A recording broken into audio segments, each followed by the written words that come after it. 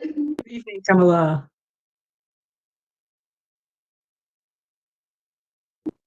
Good evening, Anala. How are you? I'm good. How are you? Okay. Sorry, the voice is bouncing back. So, at 2:30, when the class will start, will you be coordinating or shall I start? I think just in terms of technology and sharing the screen and things, if you can do that, I'll just do a quick welcome. And Kama Punsok, he's here online. He's going to do the prayers, the opening and dedication prayers, depending on how Geshe wants to do the dedication prayers at the end, of course. But so I'll hand over to him to do the prayers if you can do the screen sharing. Okay, sure. Thank you so much. You don't have any quick troubleshooting advice on WebEx? I know there's a person or two who's having a few troubles. I only suggested to download WebEx first and put it in and enter the meeting details manually, but I guess you guys do this all the time, so I don't know if you've got any other advice on WebEx. WebEx, I don't think you need to download. You can just join the meeting by clicking on the link, and yeah, you don't need to download. It prompts you to download the app when you first join. Yeah, but other option is that you can readily join using, there comes an option just saying join in the meeting. Sure. Okay.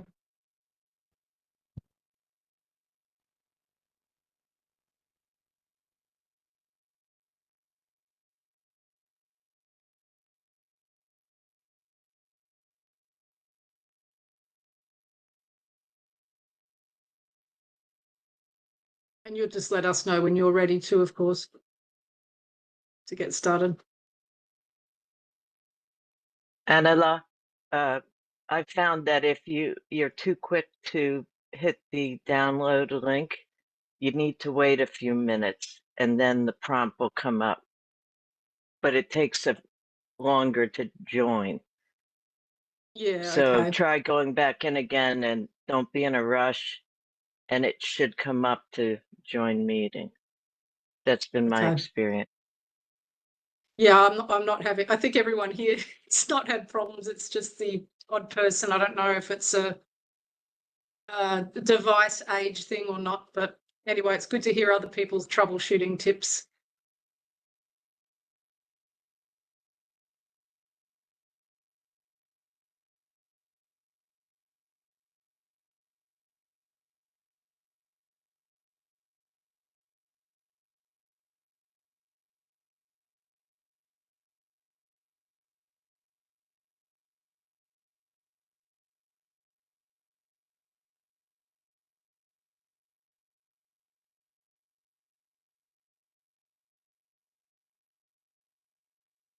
Okay, Anala, it's 2:31. Shall we begin? Absolutely. Thank you, Kamala. And good evening, everyone. Welcome to our third night of this teaching on recognising the mother. So wonderful to see so many faces here again tonight. Special welcome again to everyone new to Tibet House teachings. And welcome to Kamala this evening. She's on board doing our IT for us this evening from Tibet House in Delhi. And I won't take up too much time because we've been doing this every night, so I think everyone knows the lowdown. We will do a few thank yous and things at the end of the evening, but I'll pass over straight away to Kama Punsokla, who's down in Hobart in Australia, who's going to do our opening prayers this evening.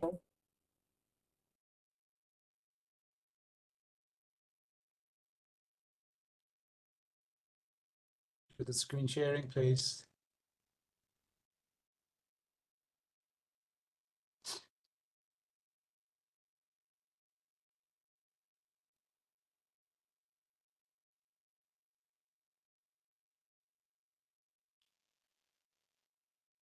Can you all hear me? Good. Kamala. Thank you. Okay, let us all start with practice by setting a proper motivation, which consists of 3 parts, while being mindful of both aspects, the object being visualized and the manner in which you visualize it. The first is the refuge field. In the space in front of you, visualize Buddha Shakyamuni, His Holiness the 14th Dalai Lama, and all Buddhas and Bodhisattvas or any other enlightened beings you regard with veneration. They are looking upon you with immense kindness and unconditional love, just as a mother looks upon her only child. The Bodhisattva field, visualize seated on either side of you, your kind parents, mother on the left and father on the right. Additionally, you are accompanied by all other dear mother sentient beings, leaving none aside, and you are leading them in this practice.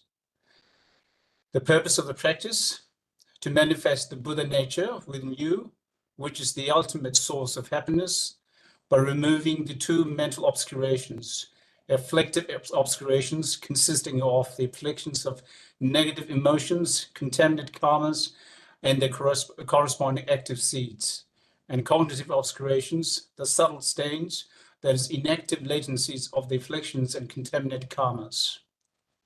Let's now recite the following verses while mentally invoking their profound meanings and associated experiences. Enthused by great compassion, you taught the Immaculate Dharma to dispel all perverted views. To you, the Gautama Buddha, I pay homage. Enthused by great compassion, you taught the Immaculate Dharma to dispel all perverted views. To you, the Gautama Buddha, I pay homage. Enthused by great compassion, you taught the Immaculate Dharma to dispel all perverted views. To you, the Buddha Gautama, I pay homage.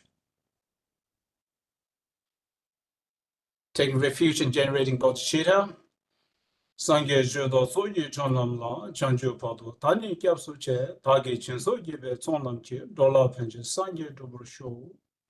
Sangye Jodo Soye Chonam La, Chanjo Pado, Tani Kyapsu Che, Tage Chinso Gibe Tsonam Che, Dola Penche, Sangye Dobro Show. Sangye Jodo Soye Chonam La, Chanjo Pado, Tani Kyapsu Che, Tage Chinso Gibe Tsonam Che, Dola Penche, Sangye Dobro Show. I go for refuge until I'm enlightened to the Buddha, the Dharma, and the Sangha. By my accumulations of the practice of giving and so forth, may I become a Buddha to benefit all sentient beings. I go for refuge until I'm enlightened to the Buddha, the Dharma, and the Sangha. By my accumulations of the practice of giving and so forth, may I become a Buddha to benefit all sentient beings. I go for refuge until I'm enlightened to the Buddha, the Dharma, and the Sangha. By my accumulations of the practice of giving and so forth, may I become a Buddha to benefit all sentient beings.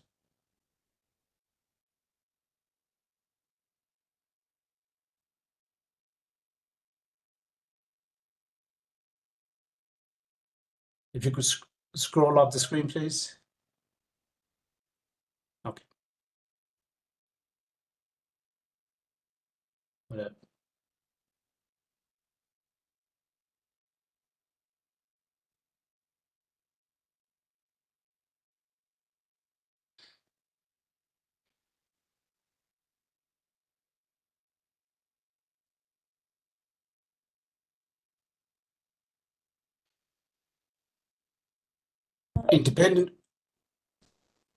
Independent origination, there is no ceasing, no arising, no annihilation, no permanence, no coming, no going, no separateness, and no sameness. I prostrate to the consummate Buddha, the supreme among all teachers, the one who taught this peace, which is freed of elaborations.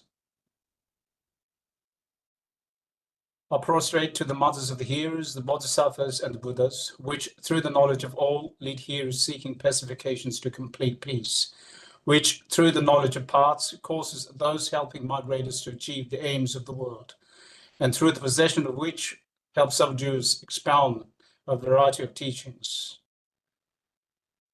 The one who has transformed into the reliable guide, motivated by altruism to benefit sentient beings, the teacher, Sugata, and protector, to you are my prostrations. the one who has eliminated the web of conceptualizations and is endowed with the divine bodies of the vast and the profound, who eternally shines forth the four of a noble light rays, to you, the Buddha, I make prostrations. Inspired by wisdom and compassion, today in the Buddha's presence, I generate the mind of full awakening for the benefit of all sentient beings. Let us now recite the essence of the dependent origination mantra from Geshe's recording. Om ye dharma hetu prabhava hetum tesham tathagato yavatat tesham chayo nirodha evam vati mahashramanaye swaha. Om ye dharma hetu prabhava hetum tesham tathagato yavatat tesham chayo nirodha evam vati mahashramanaye swaha. Om ye dharma hetu prabhava hetum tesham tathagato yavatat tesham chayo nirodha evam vati mahashramanaye swaha. The meaning of the Tende Nyingbo mantra: all phenomena arise from causes. The causes are taught by the Tathagata. The cessation of the causes as well is taught by the great seer. Profound, peaceful, elaboration-free, clear light, and non-composite. Such is the nectar-like Dhamma I have discovered. Finding no one to fathom this teaching, in silence I will retire into the woods. Beyond utterance, thought, and expression is the perfection of wisdom, which is unborn, unseized, and has the nature of space. It is the object of apprehension of self-realized wisdom. To you, the mother of the Buddhas of the three times are obeisance. The four seals of Buddha's teachings. All composite things are impermanent. All contaminant things are of the nature of suffering. All phenomena are of the nature of selfless, so emptiness and selflessness. Transcending sorrow is peace. The Guru is the Buddha, the Guru is the Dharma, likewise the Guru is the Sangha. The Guru is the source of everything wholesome. I go for refuge in the Guru. By the sound of the vibrant drum of Dharma, you liberate all beings of miseries. I beseech you to kindly remain and give teachings until the end of the expanse of billions of eons. The Buddha does not wash the negativities of beings, nor does he remove their miseries by his hands. His spiritual realizations are not transferred to them. It is by teaching the truth of suchness that beings are liberated. With folded hands, I beseech the Buddhas of all directions to shine the light of Dharma, for all bewildered in misery's gloom. Instructions of parting from the four attachments. If you're attached to this life, you are not a spiritual practitioner. If you're attached to samsara, you have no renunciation. If you're attached to your own self-interest, you have no bodhicitta. If there is grasping, you do not have the view.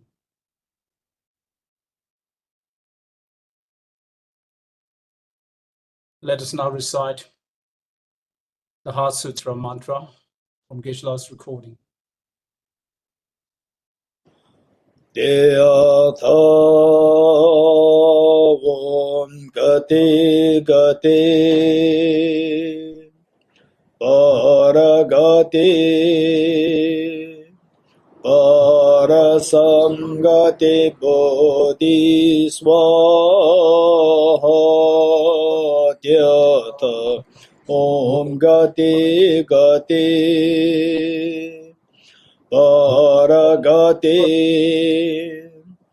Bharasamgate Bodhisvaha Tyata Om Gate Gate Bharagate Parasamgate Bodhisvaha Tyatha Om Gate Gate Paragate Parasamgate Bodhisvaha Tyatha Om Gate Gate Paragate Parasamgate Bodhisvaha Tyatha Om Gate Gate Paragate Parasamgate Bodhisvaha Tyatha Om Gate Gate Paragate Parasamgate Bodhisvaha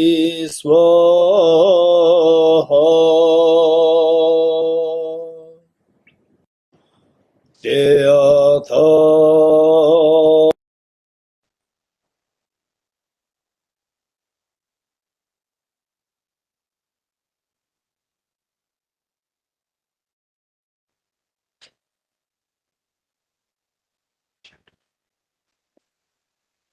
Okay, thank you, Anna Greg, and thank you, Chola Kamasunamla, Kamapinzola. And thank you, Tenshirunla here, and Tenziravianla. And we have all the offline participants with me here. So as we did the last 2 days, we will take the aspiration bodhisattva vow. So basically, that if you're new to this concept, although we describe that as a vow, in actuality, there's no commitment at all associated with that. If at all you want to say make some commitment, the commitment would be from today onwards. I will try my best to be kind to other people. If not, at least I will not harm others. This much, if you can commit, you're entitled to. Anybody anybody is entitled to take this aspiration vow. And even if you are non-Buddhist, it doesn't matter. You non-believer, it doesn't matter. Anybody can take this. It's just to expand your heart of compassion for yourself, for all the other beings, so that your mental stress and anxiety, because of the congestion of your heart, not being able to expand it, that congestion will be released. And then you will feel that the world, the things, the factors which otherwise would make you feel tense, you see that these are so trivial, these are so small, they will not really affect you as your heart expands. So with this mind, mentally, let us invoke the spirit. May I become awakened or enlightened to benefit all dear mother sentient beings.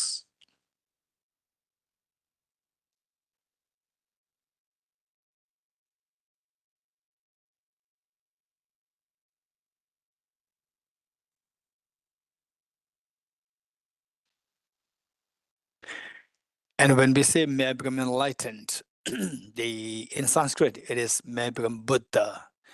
Buddha doesn't mean Buddhism. It simply means your seed of perfection inside be manifested fully, awakened.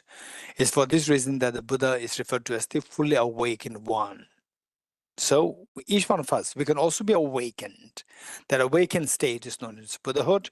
And let us say this line of Bodhicitta 3 times together. May I become Buddha for the benefit of all my dear mothers sentient beings. May I become Buddha for the benefit of all my dear mothers sentient beings. May I become Buddha for the benefit of all my dear mothers sentient beings.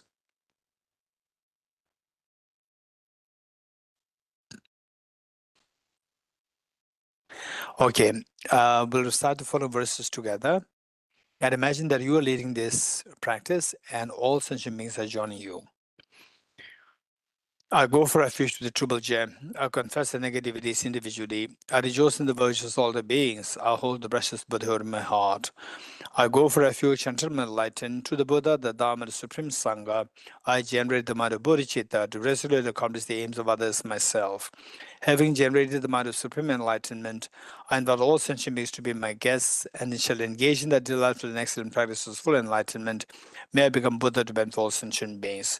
I go for refuge to the Triple Gem. I confess the negativities individually. I rejoice in the virtues of all the beings. I hold the precious Buddhahood in my heart. I go for refuge until I'm enlightened to the Buddha, the Dharma, the Supreme Sangha. I generate the mind of bodhicitta to resolutely accomplish the aims of others and myself. Having generated the mind of supreme enlightenment, I invite all sentient beings to be my guests and shall engage in the delightful and excellent practices for full enlightenment. May I become Buddha to benefit all sentient beings. I go for refuge to the Triple Gem. I confess the negativities individually. I rejoice in the virtues of all the beings. I hold the precious Buddhahood in my heart. I go for refuge until I'm enlightened to the Buddha, the Dharma, and the Supreme Sangha. I generate the mind of bodhicitta to resolutely accomplish the aims of others and myself. Having generated the mind of supreme enlightenment, I invite all sentient beings to be my guests and shall engage in the delightful and excellent practices of full enlightenment. May I become Buddha to benefit all sentient beings. Gurus, Buddhas, and Bodhisattvas, please pay heed to me. Just as the previous Buddhas have generated the mind of bodhicitta, and just as they successfully dwell in the Bodhisattva practices, likewise for the benefit of all sentient beings, I will generate the mind of bodhicitta, and likewise shall I too successfully train the Bodhisattva practices. Gurus, Buddhas, and Bodhisattvas, please pay heed to me. Just as the previous Buddhas have generated the mind of bodhicitta, and just as they successfully dwell in the Bodhisattva practices, likewise for the benefit of all sentient beings, I will generate the mind of bodhicitta, and likewise shall I too successfully train the Bodhisattva practices. Gurus, Buddhas, and Bodhisattvas, please pay heed to me. Just as previous Buddhas have generated the mind of bodhicitta, and just as they successfully dwell in the Bodhisattva practices, likewise for the benefit of all sentient beings, I will generate the mind of bodhicitta, and likewise shall I too successfully train the Bodhisattva practices.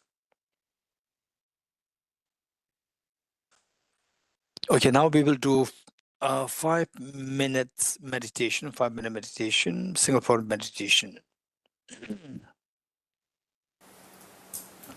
Okay, ready?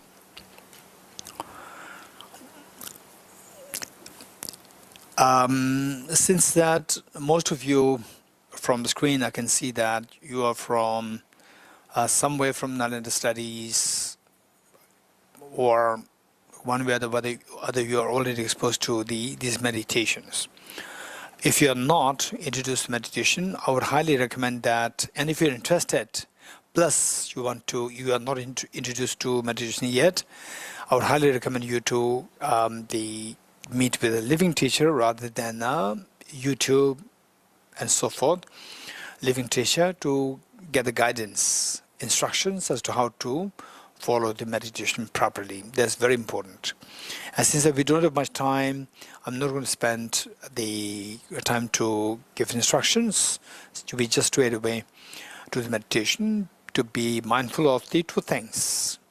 The two errors which can possibly happen during the meditation. One is mental excitement, which is overactivity of your mind. And the other one, the inactivity of the mind goes lax, in other words, laxity. So these two things, if any of these two things happen, then we need to apply the remedies, mindfulness and introspection. Okay, 5 minutes, ready?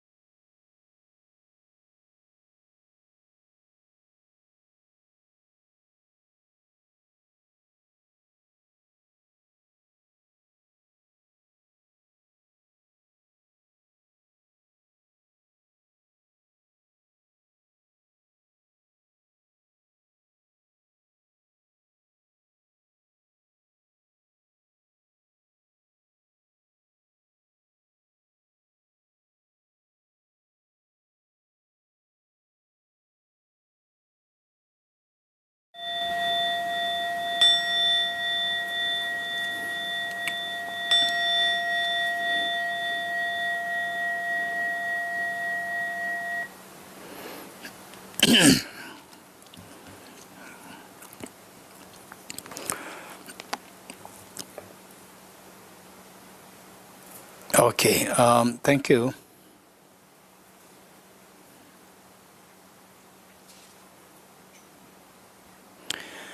We're on verse 7.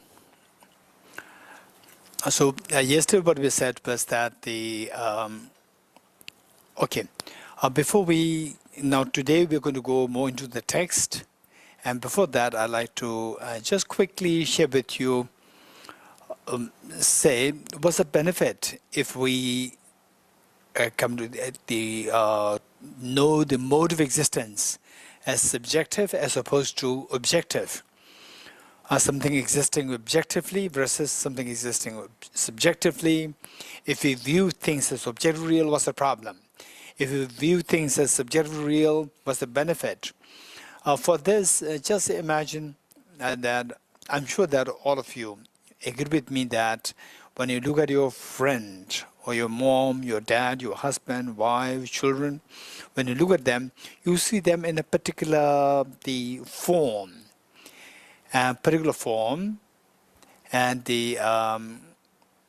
and when you look at them, you see them in the particular form. But in reality, that face, which makes you feel something, the feeling of closeness, feeling of affection, and so forth, that face is nothing but made of atoms. Now imagine that you are looking at the same person through the electron microscope. You see the person is just full of atoms. What will happen to your emotional reaction? Your mind, this is the exercise that we need to do, or this is also known as meditation, analytical meditation. And if we do that, we see the contrast. When we look at the other person, the way we see the person as normally, versus when you see the person in the light of just full of atoms through the electron microscope, we see a difference in your emotional reaction to the object.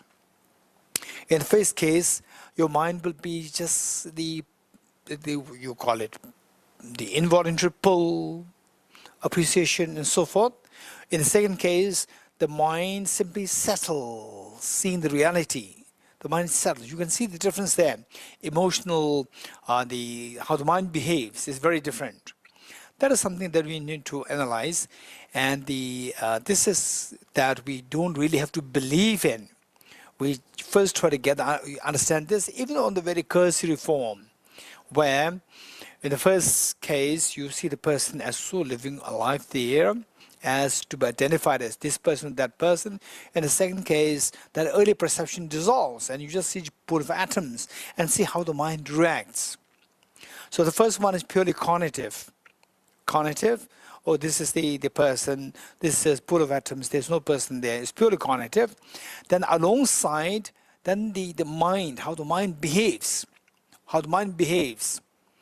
That is the affective side, how the mind behaves. The mind feels calm.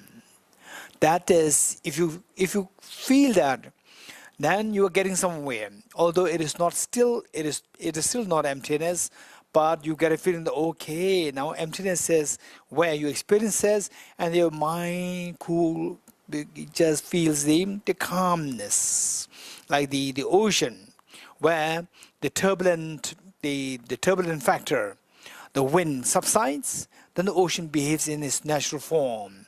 The ocean becomes very placid, serene, and calm. This is how my mind behaves. Mind becomes so calm and peaceful. If you start to feel that, even that, some people, when they feel calm, they don't identify that till the calmness is to a great degree.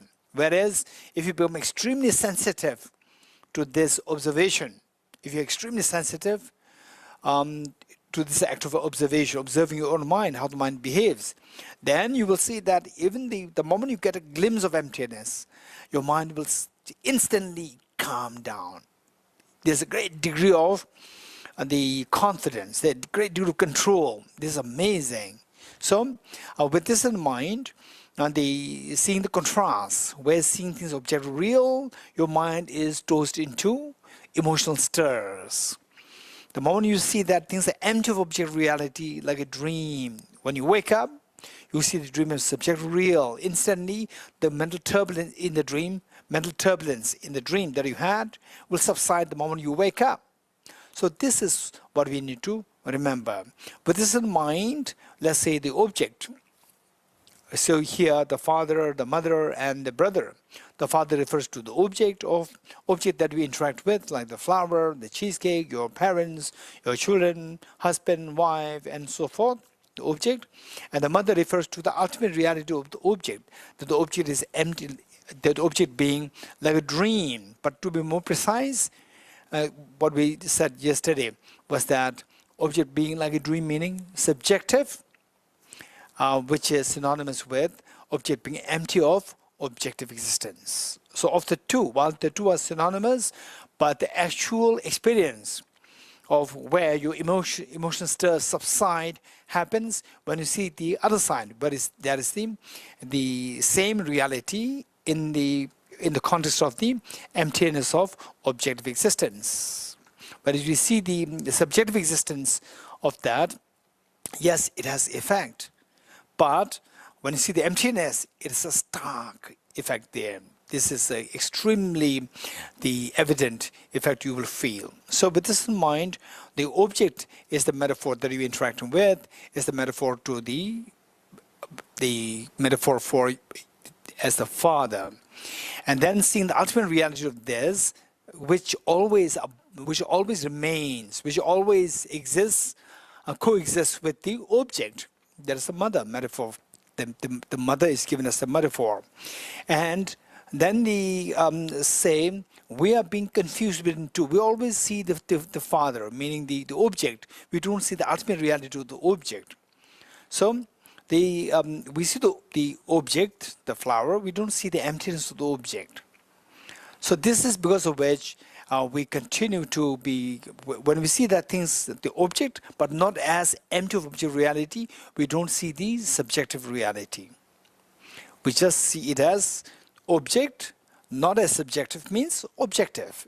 It appears objective. Then we are tossed into the dream created by the ignorance. So with this, then when we explore a little bit with the help of understanding of dependent origination, then you start to see that the object doesn't really exist the way it appears to your mind. For example, we see a flower, concrete flower there, very beautiful flower there. And say husband, wife, children, parents, my house, my car, the weather, and so forth. And we see them as they're so nice or so bad. But this is all related to seeing things as objective real. So in the dream, you see something is so beautiful, so nice, and something is so nasty. The moment you wake up, you see that these two are just the same. They're just the projection of my own mind. There's nothing to be described as good or bad. What happened in the dream, it's just projection of my mind. Then your mental, emotional stir, involving to pull and involving push, stops. So that how do you understand that things are empty of objective reality? Through the understanding of dependent origination. So this understanding of dependent origination is given the metaphor, the brother.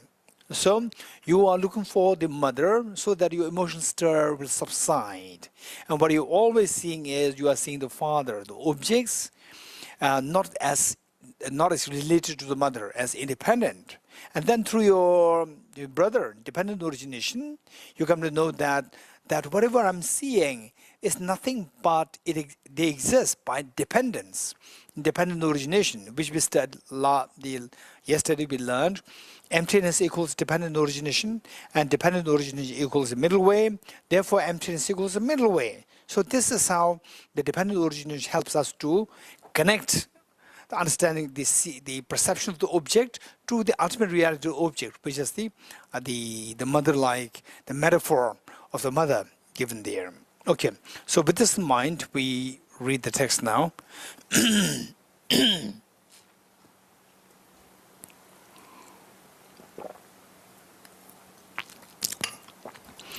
So, like the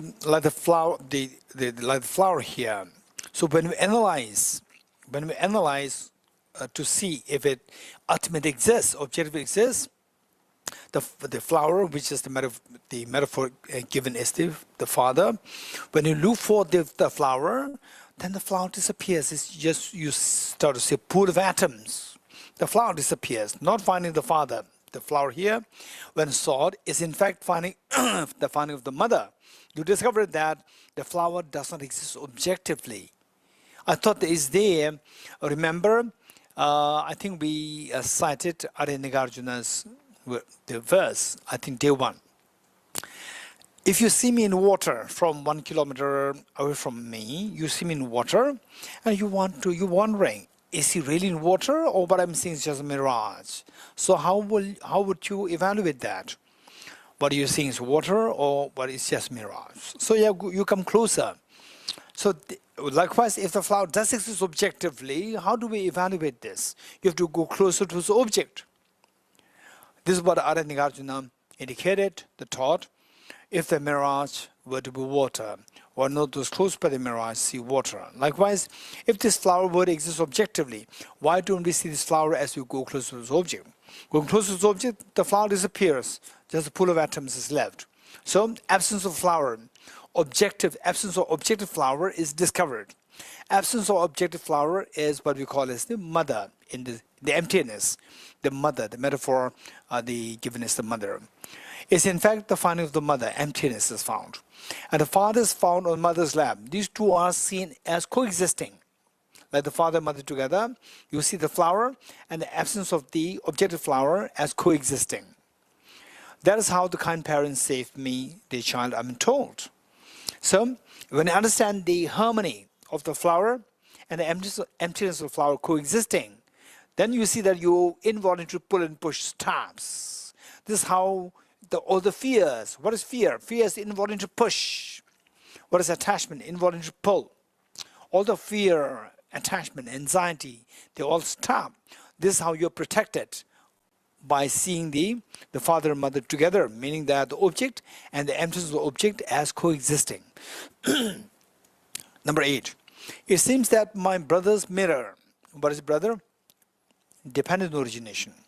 It seems that my brother's mirror reflects the ungrasped face of my mother, mother meaning emptiness. So objectively, the flower is not to be seen. Objectively, nothing is to be seen. All exists subjectively. Because things exist subjectively, objectively there's nothing to be seen. It seems that my brother's mirror, so how do we know that? Objectively there's nothing there, is the understanding of dependent origination. Brother's mirror meaning the dependent origination. By understanding dependent origination, you come to know the emptiness. Okay, since that you already know how emptiness equals dependent origination. So, emptiness means empty of independent reality. So by understanding dependent origination, you understand the emptiness of independent reality. So emptiness of independent reality is given the metaphor of the mother, the emptiness. So emptiness is described, experientially speaking, the emptiness is described as ungraspable, meaning that this indescribable reality. It does not mean that you cannot describe it. They say, oftentimes in the text, you find a mention that ultimate reality is indescribable. So when you speak about the indescribable, there are two things, two ways of understanding it. One is indescribable as the object. And then number 2 is you not being able to describe it. These two are different. The emptiness exists as the entity of the indescribable being the entity. And then you can describe it. But they say that you cannot describe it. That is, emptiness can be described, but it exists in the form, in the entity of something which cannot be described as this or that. Is empty of this, is empty of that, both. Okay. It seems that my brother's mirror reflects the ungrasped face of my mother, which is neither one nor multiple, meaning that the flower, they say, we see the flower as one entity here. But objectively, if the flower does exist objectively, then the flower should either exist as single as the one object or as multiple object. Objectively, say first the flower. How many you can see this flower in my hand? How many flowers are there? One. There's only one flower. Okay, now let's say, how does this flower appear to you? As objectively real or as subjective, like a dream? How does it appear? Anyone? Quake? Quake to save time? Shoheli? Object real. Okay, as objectively real. Now, if it does exist objectively, it should exist objectively one or objectively multiple. How many agree with me? Raise hands. Okay, good. If it does exist objectively, either it should exist as objectively one or objectively different, objectively multiple. Then how, in the first place, how to evaluate that the flower exists objectively or not? By going closer to the object. By going closer to the object. Going closer to the object, we see the flower disappears. Now tell me, if the flower does exist objectively, you should be able to see the flower as you go closer to the object, meaning on the atomic level. So now on the atomic level, the flower is one or flower is multiple. What's the answer? Anyone on the atomic level, on this objective level? On the objective level, flowers one or flowers multiple? Yanti? On objective level, the flower is one. Okay, on the objective level, there's one flower. Yeah. Which means that we have Yes. gone to the object. We are just seeing the pool of atoms. Okay, in my right hand, in my left hand, how many flowers are there? One flower or multiple flower? Right hand Hey, or Yanti. left hand? Yeah, left hand Huh? or right hand? Left. I Yeah, can't okay, left hear hand you. here, No left flower. hand. No flower. No I'm flower. moving. No flower, not one flower, not multiple flower. You don't see. Here. No. You don't see. Objectively- No flower. No. Okay. So if there's no flower, then one flower, multiple flower makes no sense. You agree? Yes. Very- And Okay, good. mm. So if there's a flower, then it should be either one or different. Likewise, if there's an objective flower, there should be either one objective flower or multiple objective flowers. Now, on the atomic level, there's no flower. So therefore, there's no objective one flower, there's no objective multiple flower. How many of you they agree with me? Raise hands. Okay, very good. Okay, very good. So with this, the text. It says that it seems that my brother's, number 8, it seems that my brother's mirror reflects the ungrasped face of my mother, which is neither one nor multiple on the objective level. Mother meaning objectively empty. Objectively, the flower is empty. Objectively, if the flower is empty, they cannot be objective one flower or objective multiple flower, which is neither one nor multiple. So when you really feel that, wow, I thought that the flower exists objectively, but objectively, there's no flower. When you feel that, when you really get something, yes, of course, you will have, say, the emotional, the balance coming. Your mind starts to rest. But initial experience can be a little scary because we believe that things always exist objectively. And for the first time, we are discovering that the object doesn't exist objectively. So initially, it can be a little scary. And for some people, it can be extremely profound. The tranquility, serene feeling coming within us. That serenity is coming because your mind is resting. Your mind, your mind behaves in ways not to react. It calms down. So how the mind does not react, the mind not reacting, it can be of different forms. For example, like say somebody insults you in public, although you have not realized any emptiness. In such a public, and you learn from Bodhisattva Shantideva's text that don't react, remain like a piece of wood, and then you don't react. This is also not reacting.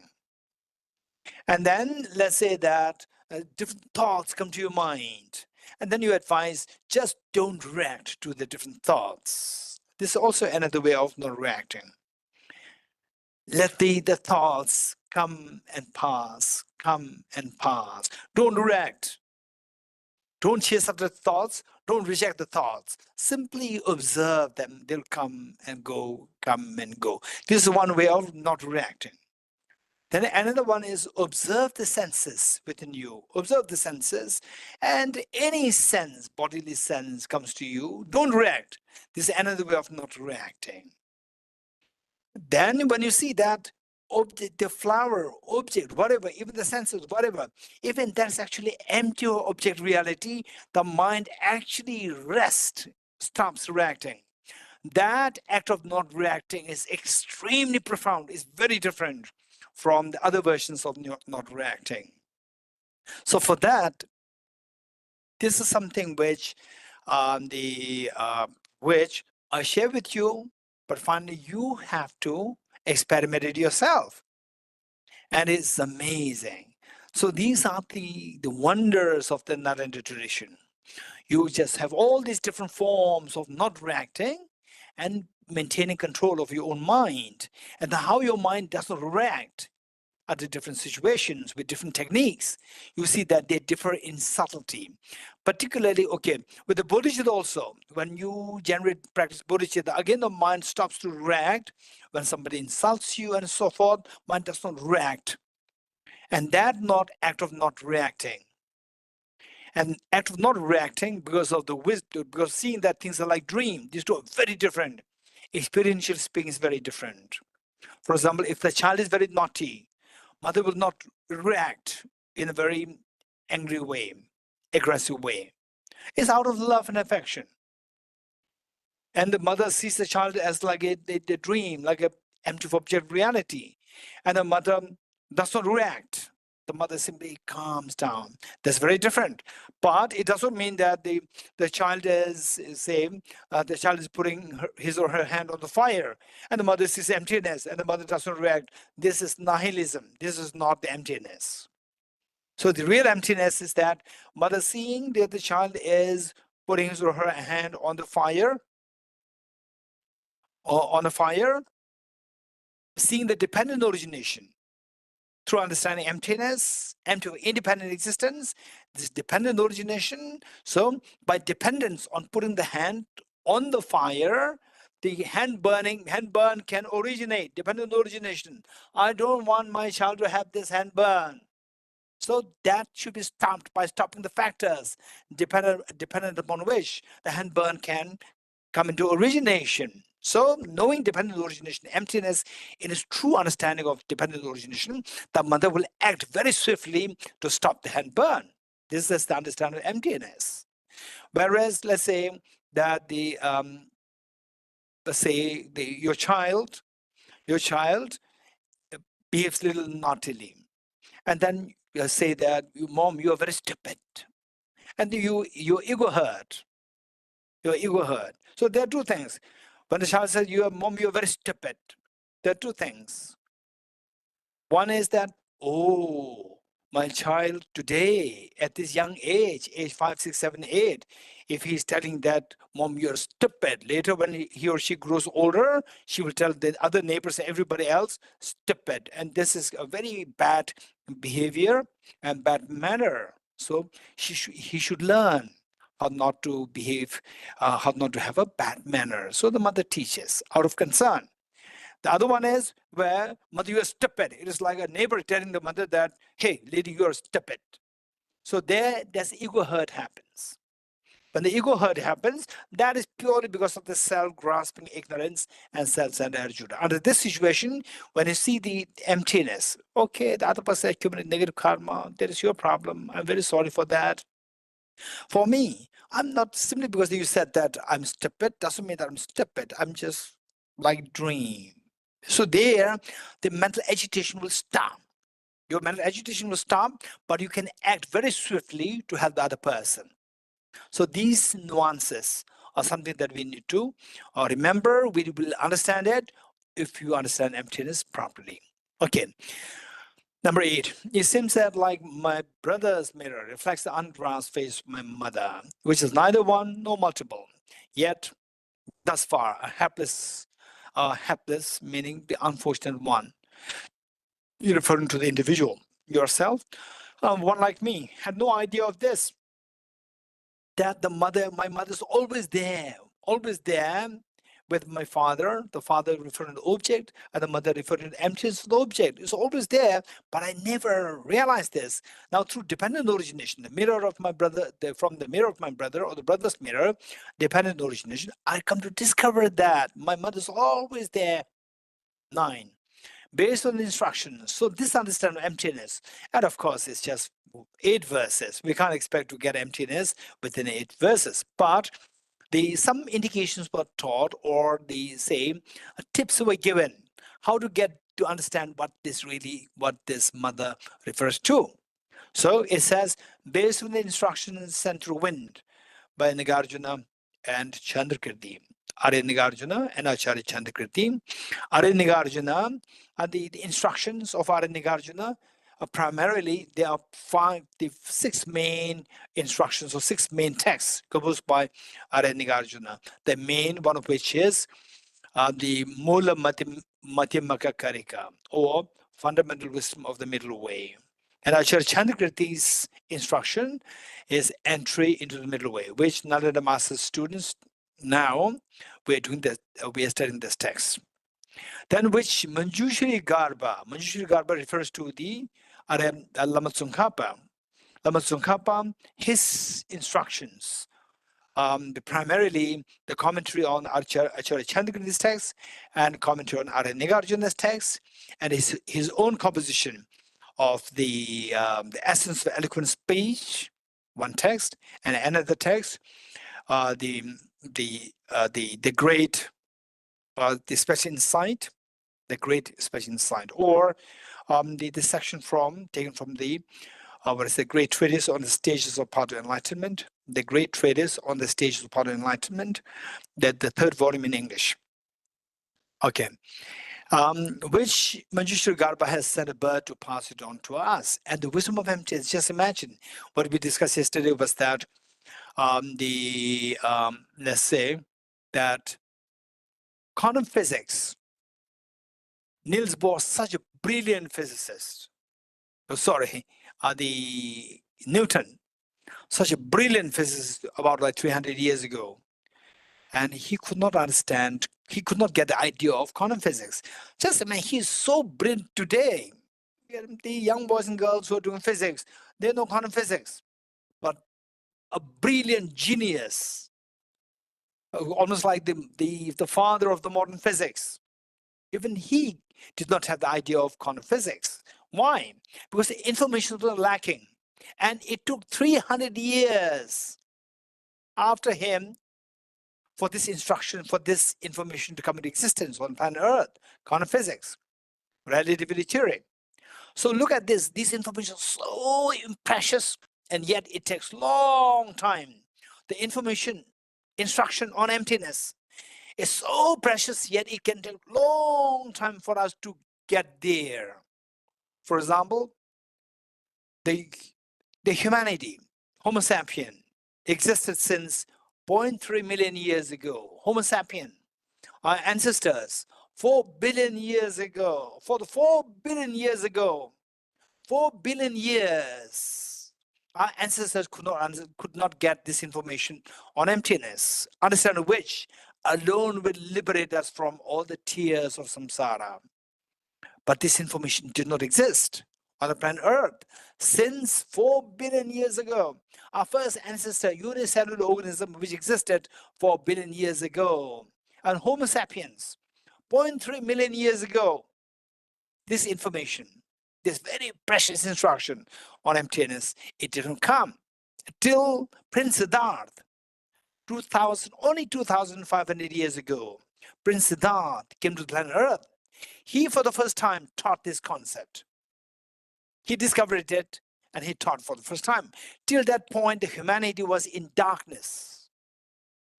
Just continue to engage in the negative karmas because of the afflictions, because of inappropriate attention, because of grasping ignorance, just vicious cycle operating.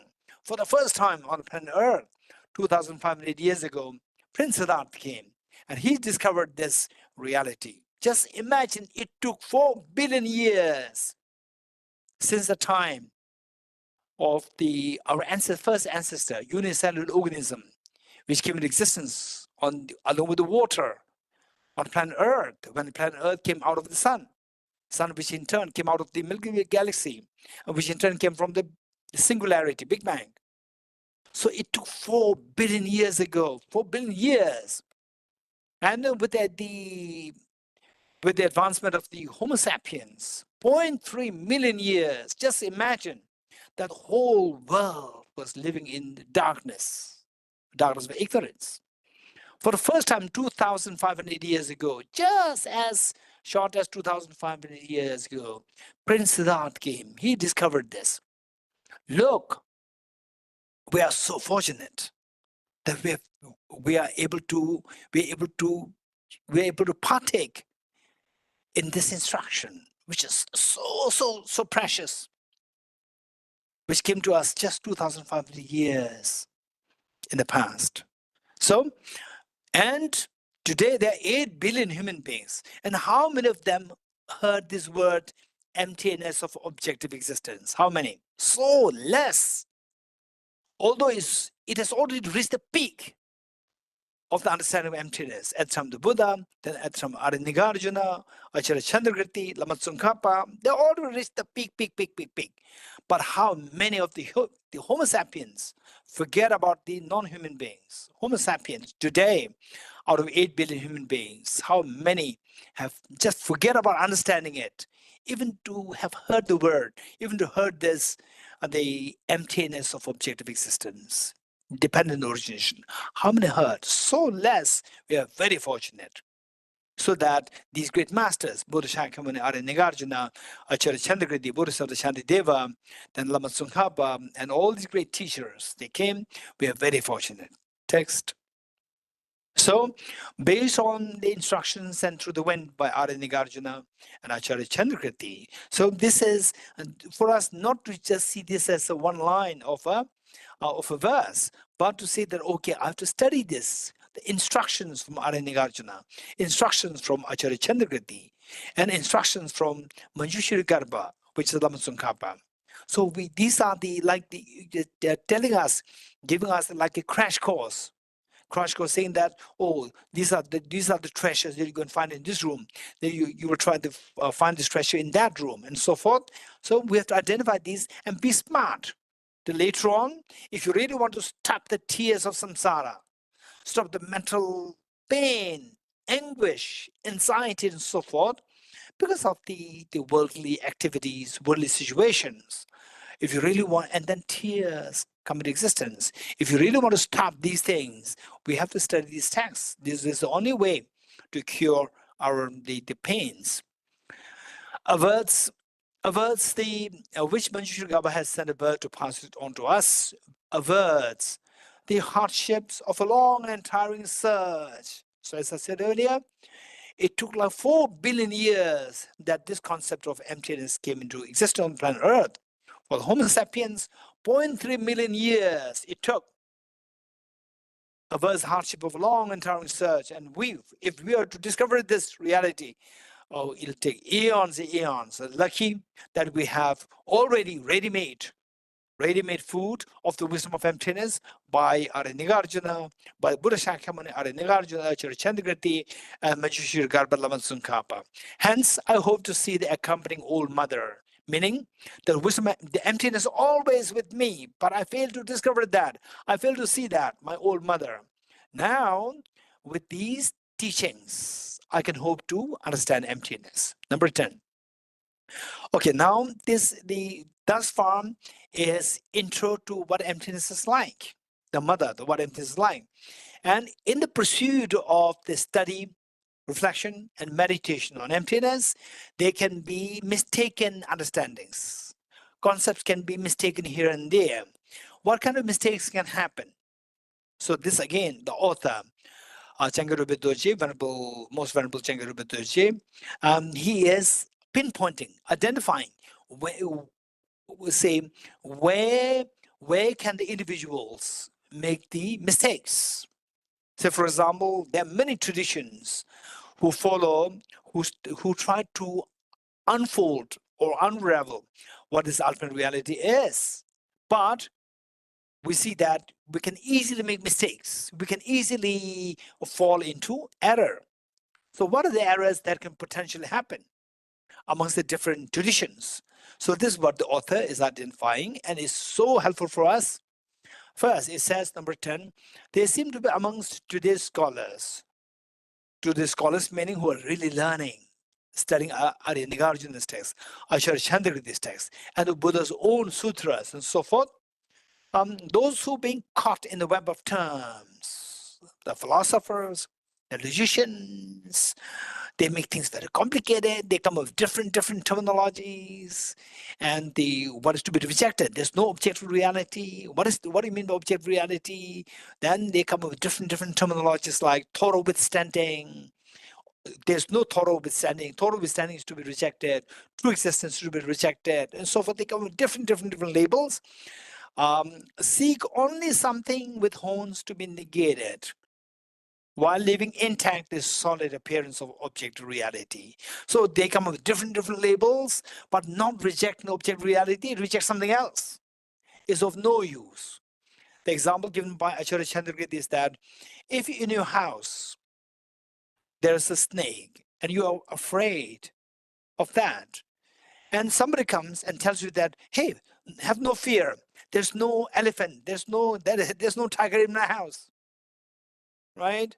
So you are not afraid because of the feeling that the presence of tiger in your house, but he or she's afraid of the snake in the house. So if you really want to get rid of the fear of the other person, you should be able to say that there's no snake in my house, not that there's no tiger in my house. The person is not afraid of the tiger, but the person is afraid of the snake. So likewise, when your objective existence is not rejected and then you reject something else, it's pointless. Your self-grasping will forever remain strong, and because of which the afflictions, contaminant karmas, and miseries will continue to grow out of that. There seem to be amongst today's scholars those who are being caught in the web of terms, total withstanding, true existence, etc., seek only something with horns to be negated, meaning that objective existence, you hold on to objective existence and you will suffer in the misery, samsara. And so like there's something which is very scary, like the person with the horns to scare you. No, objective existence is not like that. Objective existence is objective existence. You have to identify it precisely. And if you don't identify this, no matter how much you identify something else, no matter how sophisticated logic to apply, to reject them is of no use. It's like saying that, it's like telling the person who's scared of the snake, who is suspicious of the presence of the snake in your house, and say, oh, there's no tiger in my house. It does not help to remove the fear of the other person. While leaving intact this solid appearance meaning objectified appearance of objectified reality. Number 11, but on my mother's unveiled face, mother, what is the mother? Emptiness of objective existence. The mother's unveiled face, if you see the emptiness bare, unveiled form, then it's empty of objective existence. Objective existence to be rejected. If that is not rejected, no matter what else you reject, it does not entail understanding emptiness. Such vivid duality is not found. Say, if you maintain the objective existence, but the emptiness of objective existence, there's no the object and subject. There's no object and subject duality. Such vivid duality is not found. So if you maintain the objective existence intact and then try to reject something else, you maintain this object-subject duality. But in the face of the unveiled face of the mother, which is emptiness, this object-subject duality is absent, I believe. Through excessive discussions of the mark, if you keep discussing without identifying what is to be negated, then through excessive discussions of the mark, my old mother is likely to run away, meaning that you will not get emptiness. The mother will run away, meaning that emptiness will be veiled. You will forever remain, the emptiness will forever remain veiled from your mind. 12. Things exist, though not in this mode of chaos and contradictions. Do things exist? The two questions, remember. Do things exist? Answers yes. Things exist. Second question, do things exist objectively? No. If things do exist objectively, then we see that all these dependent origination is denied. Then things exist independently. So as independent reality of chaos and contradictions. For the inseparable bond of our loving parents seems that of harmony and tenderness, whereas the object, whatever exists, with the emptiness of the ultimate reality of these objects, these two, the object and this emptiness, ultimate reality, these are always in harmony. One entity, different isolates. There's always harmony, there's no chaos and contradictions. Number 13.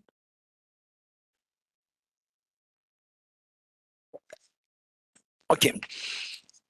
Now it's going to be all these verses fall under the category of the fine tuning of the understanding of emptiness.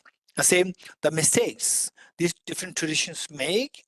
Some in terms of, say, number 13 is about the traditions, and number 14 is not about traditions. It's about the individuals who are associated with the traditions. Individuals, tradition per se, they are perfect. But the individuals who adhere to these traditions, they can make mistakes. So that is 14. 13 is the traditions, like Vaibhashika, Sautrantika, Vijnanavadin, which is Chittamatra, and the three Eastern Masters. Three Eastern Masters referring to Acharya Bhaviviveka. In other words, the three masters of the Sava Tantrika Madhyamaka. Sava Tantrika Madhyamaka.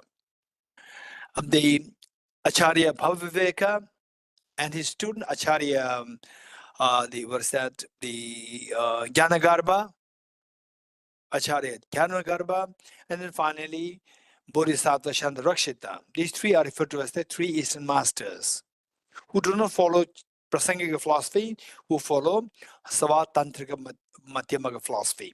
Okay, so the author, the Venerable Dorji, he's going to reject the position held by Vaibhashika, Sautrantika, Vijnanavadin, Chittamatra, then the Savatantrika Madhyamaka. Though labeled his mother with names so divergent, limestone-like, okay, this requires a little bit of re-editing. Though they label this mother, okay, though put it like this. The next line, which limestone like white elephant, let's put it up, bring it up. Though label the limestone like elephant, like white elephant, limestone like white elephant, like mother meaning emptiness. Let me read it again. Though label this limestone like white elephant, like this mother, with names so divergent, like what?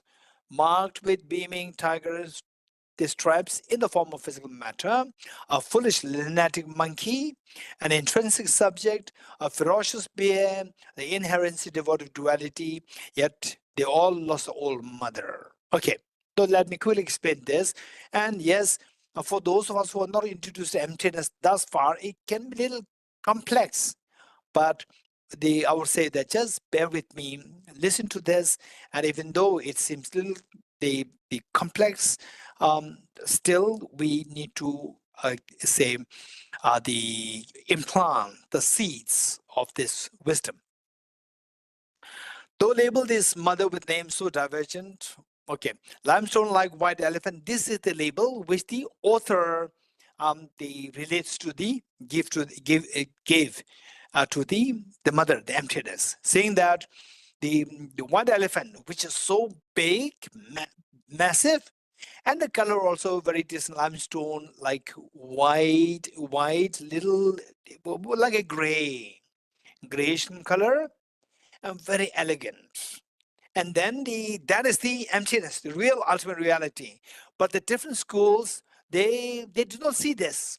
They do not see this like the white elephant limestone, like the mother emptiness, and they point to something else as the ultimate reality. Like what? First, the Vaibhashika and Sautrantika together, marked with beaming tiger stripes in the form of physical matter. So they believe in objectively real physical matter, physical particles. So they say that what is the ultimate reality? Ultimately, these particles exist as ultimate reality. And the creating the ultimate reality, say all these schools they accept in ultimate reality. But when you ask what do you understand by ultimate reality? What is that ultimate reality? Then these schools identify something different. They differ in their identification of what constitutes the ultimate reality. First, the lower schools, they say ultimate reality constitutes of these the particles. Particles, given the metaphor of the beaming tiger stripes, say, which is to make it very very vibrant. This ultimate reality, ultimate connotation of vibrancy there. And second, the foolish lunatic monkey, meaning that the mind, Chidamatra. The first one is the Vaibhashika Sautrantika. Now the foolish lunatic monkey, the mind. The mind, while there's no external reality, Chidamatra's presentation, while there's no external reality, it's only the mind. And the mind tends to create all external things while they are empty. So it is like a lunatic monkey, as intrinsically real. Then the ferocious bear, referring to the three Eastern masters. The ferocious bear, they give the label ultimate reality as a ferocious bear. Inherency, devoid of duality, meaning that they also talk about non-duality, but they believe in inherent existence. So if this is how you present ultimate reality, you all have lost the old mother. Old mother should not be understood in these concepts. They should be understood in the concept in the context of emptiness of objective existence, emptiness of inherent existence. Okay. Now number 14. Number 14 is very important. It is not rejecting the traditions. It is rejecting the individual practitioners who adhere themselves to the different traditions. For example, like say the earlier I think verse number 12, I think. Verse number 12. Number 11, I think. Number 10. Yes, they seem to be amongst today's scholars. So this is primarily, it's not rejecting the traditions, it's rejecting the individual scholars.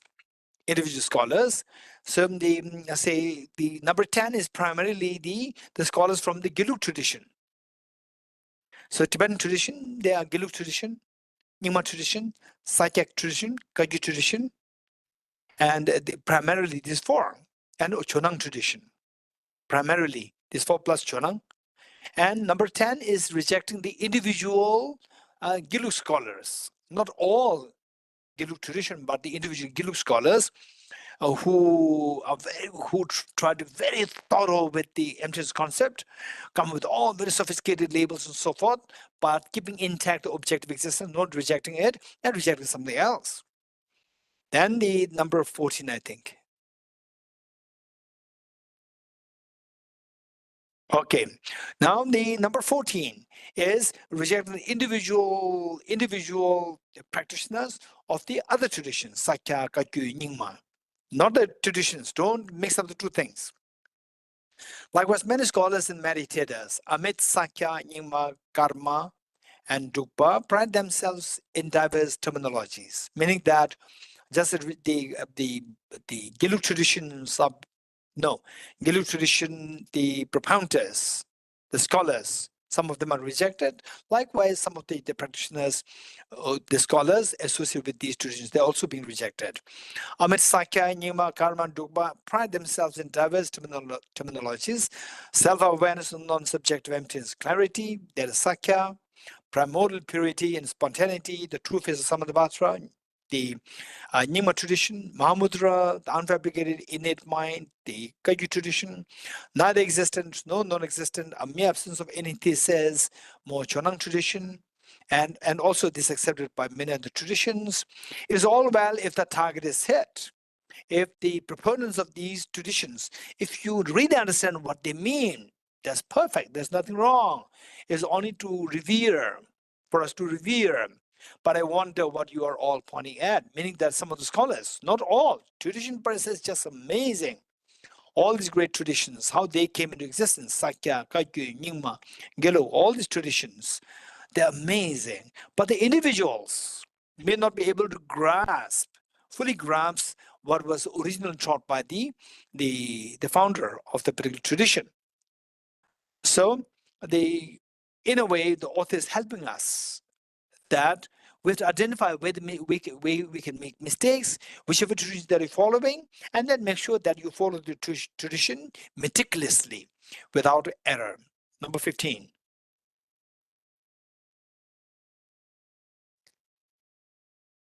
Okay. Now, I say in what way he's identifying the mistakes. As external matter is not dismantled, Vaibhashikas, actually it's not only Vaibhashika, it's Vaibhashika and this needs to be again re-edited. The two realists, meaning the realist philosophers, Vaibhashikas and Sautrantikas. These two, both are there. We need to re-edit this. The two realist traditions of Buddhism, Vaibhashikas and Sautrantika, worry not and be pleased, saying that they say by understanding emptiness of objective existence, we don't dismantle external reality. External reality is there. So you don't have to worry that, oh, you are advocating emptiness of objective existence, you are rejecting external reality. No, external reality is not, we also accept external reality. So there's no, you don't have to be averse to the concept of this mother, emptiness of objective existence. Though without self-cognizance, cognition and cognize are tenable. This is for Chittamatra. Chittamatra accepts a mind as truly real, as intrinsically real.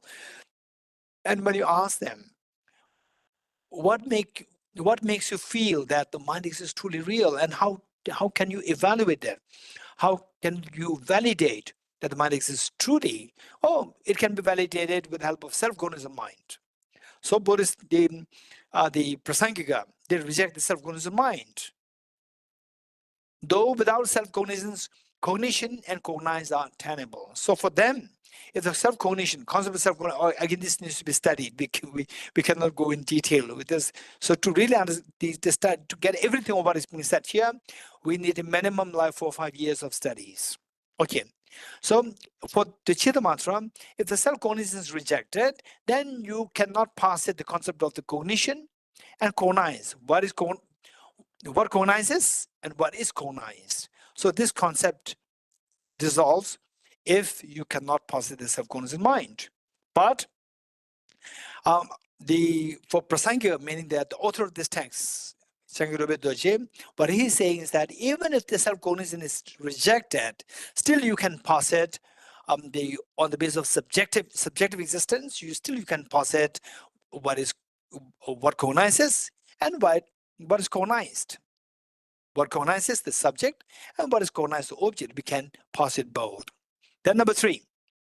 Okay, though without self-cognizance, cognition and cognize are tenable, all Vijnanivadins. So because that cognition and cognize are not rejected, can be deposited, therefore Vijnanivadins or Chittamatra, you be pleased. Though without intrinsic nature, dependent relation starkly remains, be pleased too. They 3 Eastern masters. So 3 Eastern masters, the Savatantric Madhyamaka, they accept intrinsic reality. For them, if intrinsic reality is rejected, then the functionality is rejected. But Venerable Changyalube Dorji is saying that although intrinsic reality is rejected, still you can pass it dependent origination. Dependent origination starkly remains. So therefore, the functionality is not rejected. Be pleased too, the three Eastern masters. Okay. Now the next, the upholders of the different traditions. The Sakya, some traditions of tradition holders of this Sakya, not all the Sakya tradition per se is just amazing. There's nothing wrong. Sakya, Nyingma, Kagyu, Gelu, all traditions. But there are individuals among any traditions, and some are really good, some are not so good, and some are not so good. They can be very vocal, and they can spread the wrong information to other people. So these needs to be fixed. So what he said is that as clarity and emptiness can be held as uncontradictory, upholders of pupil instructions hold doubts no more. They say the pupil instructions, for this Sakya tradition holders, and some of them, they're being little, say, the stubborn, some, not all, that the mind, the clarity meaning your mind, the mind has the quality of the clarity and its true nature as the nature of the emptiness. So the mind defined as clarity with the true nature of emptiness, and the union of the two, union of the clarity and emptiness. So union of the clarity and emptiness, you can see that in the form, of course, and the brilliant masters, their understanding is so refined, meticulous. But then some see that as the clarity and emptiness in the form of the clear nature of the mind. Clear nature of the mind, and the mind itself, that the clear nature of the mind that itself is seen as the emptiness. That is seen as the ultimate reality. But this is not ultimate reality. So the clarity and emptiness, when you say clarity, that is the element of the dependent origination or the conventional reality. Emptiness is the ultimate reality. These two are not contradictory. These two can be seen in as one entity, two different isolates. There's no contradictory there. There's no contradiction there. So therefore, upholders of the pupil instructions who are not fully matured in this understanding, you should not have doubt in this. Though primordially pure, good and bad are feasible. Now the Nyingma tradition, some tradition holders, but they are great Nyingma tradition holders who are really great scholars plus highly enlightened masters. They understand emptiness, everything is perfectly clear. But some can be just see only part of this tradition, and then being so vocal, saying that, oh, everything's pure, everything's divine. No, this is where you can make mistake. So it says, though primordially pure, though everything primordially, meaning that though in the true sense, when I say true sense, on the ultimate level and on the conventional level, even on the conventional level, we see that all the physical world is nothing made of atoms. That is one thing. And on that level, since that on the atomic level, there's nothing which is dirty, which is nothing clean. Everything is atom, electrons, protons, neutrons. But when it takes the macro form or the more grosser form, then we say some are dirty, some are pure. We can see that, for example, like, oh, now today I need to take a shower, which means that I was dirty. Now I have to clean, I have to take a shower. So this functionality cannot be rejected, cannot be negated. This is a reality. But on the subtler level, even the dirt is also made of electrons, protons, neutrons, and the water that you use to wash is also made of electrons, protons, neutrons. And on that atomic level, there's no difference between what is washed and what is used for washing. But on the conventional level, yes, there's a difference there. Don't say that simply because on the subtle level there's no difference doesn't mean that on the conventional level there's no difference. So for the more realized beings, for them, what we as a dirty to be, of the defecation seen as very dirty, feces as so dirty. For the realized beings, they are all seen as nectars. That is a very realized level. For the ordinary people, there's a difference there. What is dirty, what is not dirty. So though primordially pure, good and bad are feasible. Good, bad, dirty, clean, they are feasible. So knowledge bearers, meaning those people who adhere to this tradition of seeing from a subtle point of view, seeing things as divine, primordial, pure, need no clinging to purity. Everything's pure. We have to accept the reality of the ordinary people. 17. No one meditates through contrivance, the innate dawns. This is very important.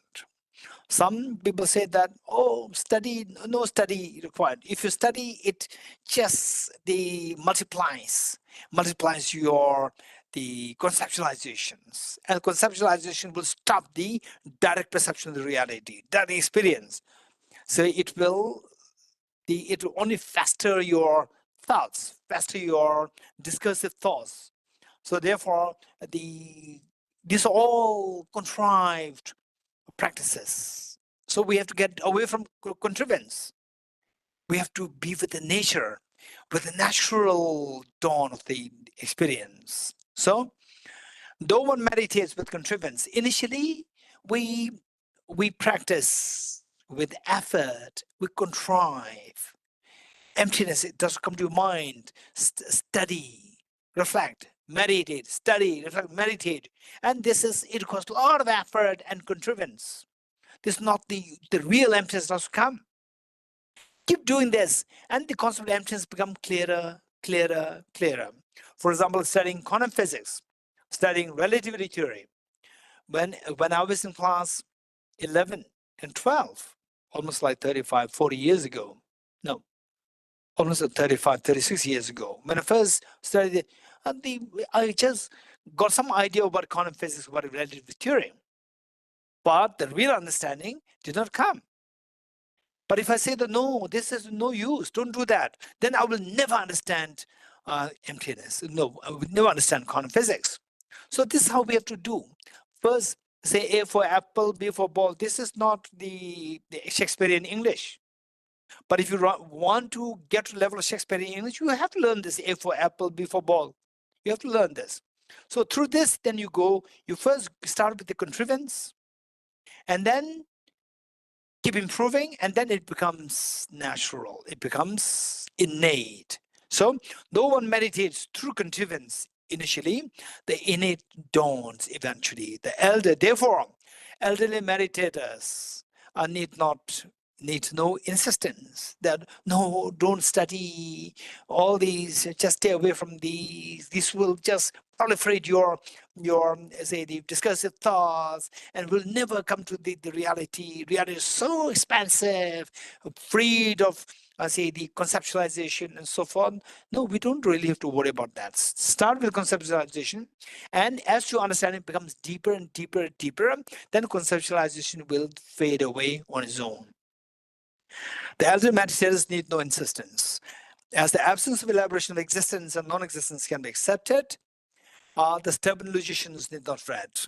Okay, so now the logicians, maybe primarily the Girupas and the Sakyas, say, so what is this? If something exists, it cannot be non-existent. If something is non-existent, it cannot be existent. We cannot say it is non-existent. The elaboration of the existence, non-existence, both cannot. They said absence of existence, absence of non-existence, both cannot coexist. Because logically speaking, if the flower exists, you have to reject the absence of the flower. If the absence of flower is there, you have to reject the presence of the flower. These are only two alternatives with the logic. But in the experience of emptiness, when the flower itself is absent, so oneness, differentness, existence, non-existence, these are all on the conventional level. So on the ultimate level, existence and non-existence both are seen as empty of objective reality. So therefore, the stubborn logicians need not fret. This is reality. All these occurred perhaps due to unfamiliarity with the standard conventions for those lacking extensive study. So oftentimes this is a problem. I would say that the people who are deeply into practice without much studies, if they meet with the proper teacher and a proper lineage and proper teacher, and then of course not only the teacher and the lineage, even the students, their qualifications, their respect for the teacher, their the devotion to the teacher. And the modern day students, we cannot expect that. The teacher something, you stupid, instantly you will sue the teacher, right? Finish. Then these people are not for all these things. So whereas where the students, the faith in the guru, like Jusmilarepa's faith and devotion to Jusmarpa, for such people, then even without extensive studies, where the teacher teaches very precisely, and you just follow that and you get there. But for us, the modern day people, the best is take the safe place. That is, study well, get a broad picture of the Buddha's teachings well, be confident. And then later on, even in the absence of teacher, the studies that you have done very precisely, they will be your guide. They will be your teachers.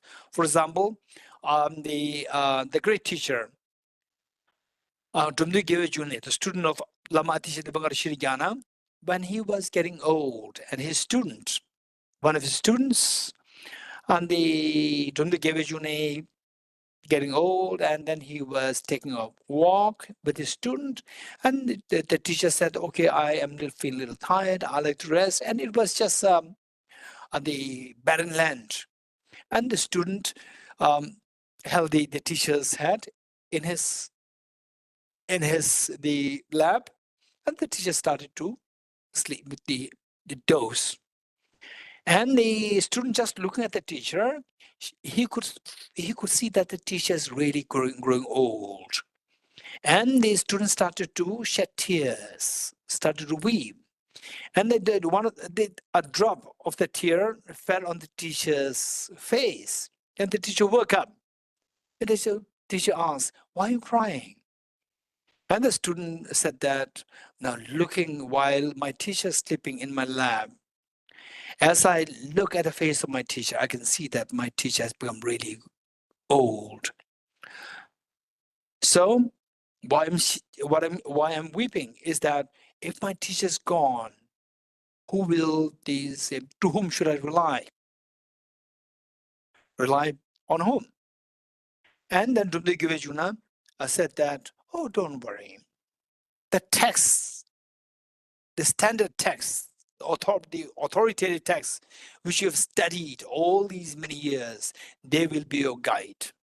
This is what the teacher said. So then we become very independent. We don't really have to, keep looking at, sometimes, say, if your knowledge becomes extremely reliable and extremely, refined, then seeing, the individuals, the people misbehaving in the facade of Dharma, misbehaving, your faith will not shake.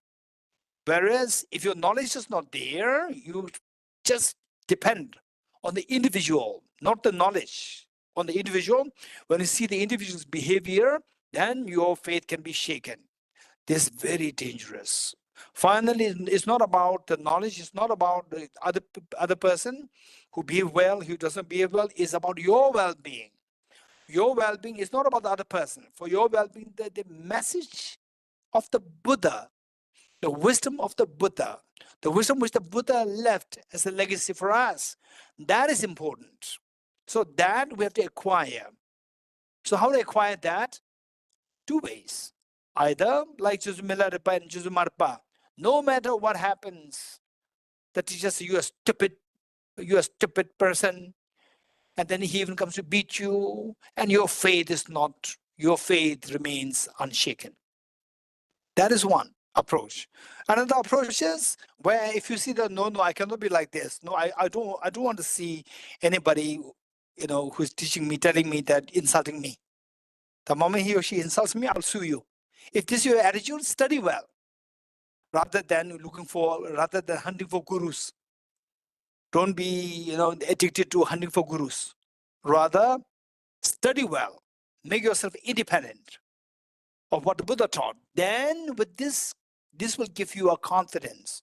And who is the right teacher for you? With this knowledge, then if you choose a teacher, it's going to be unshakable. It's going to be unwavering. Devotion, respect will come to you because you know who is the right person. Okay, so with this text, reading the text, number 18. All this occurred perhaps due to unfamiliarity, meaning that lack of studies, lack of adequate studies, unfamiliarity with the standard conventions, because if you have not studied too well, then you get stuck with some vocabularies and you think that this is everything. With the standard conventions for those lacking extensive study. So therefore for us, the people of the modern world, modern age, for us study well, study, reflect, meditate. If this is what we can do, then your well-being is taken care of. For those lacking extensive study, it is not that I have no respect for you. Please pardon if offended. 19. Though I'm not an all-knower, of course, this teacher, Venerable Changyarobet Dorji, look at his compositions. He has a huge book on the tennis systems. It's a classic.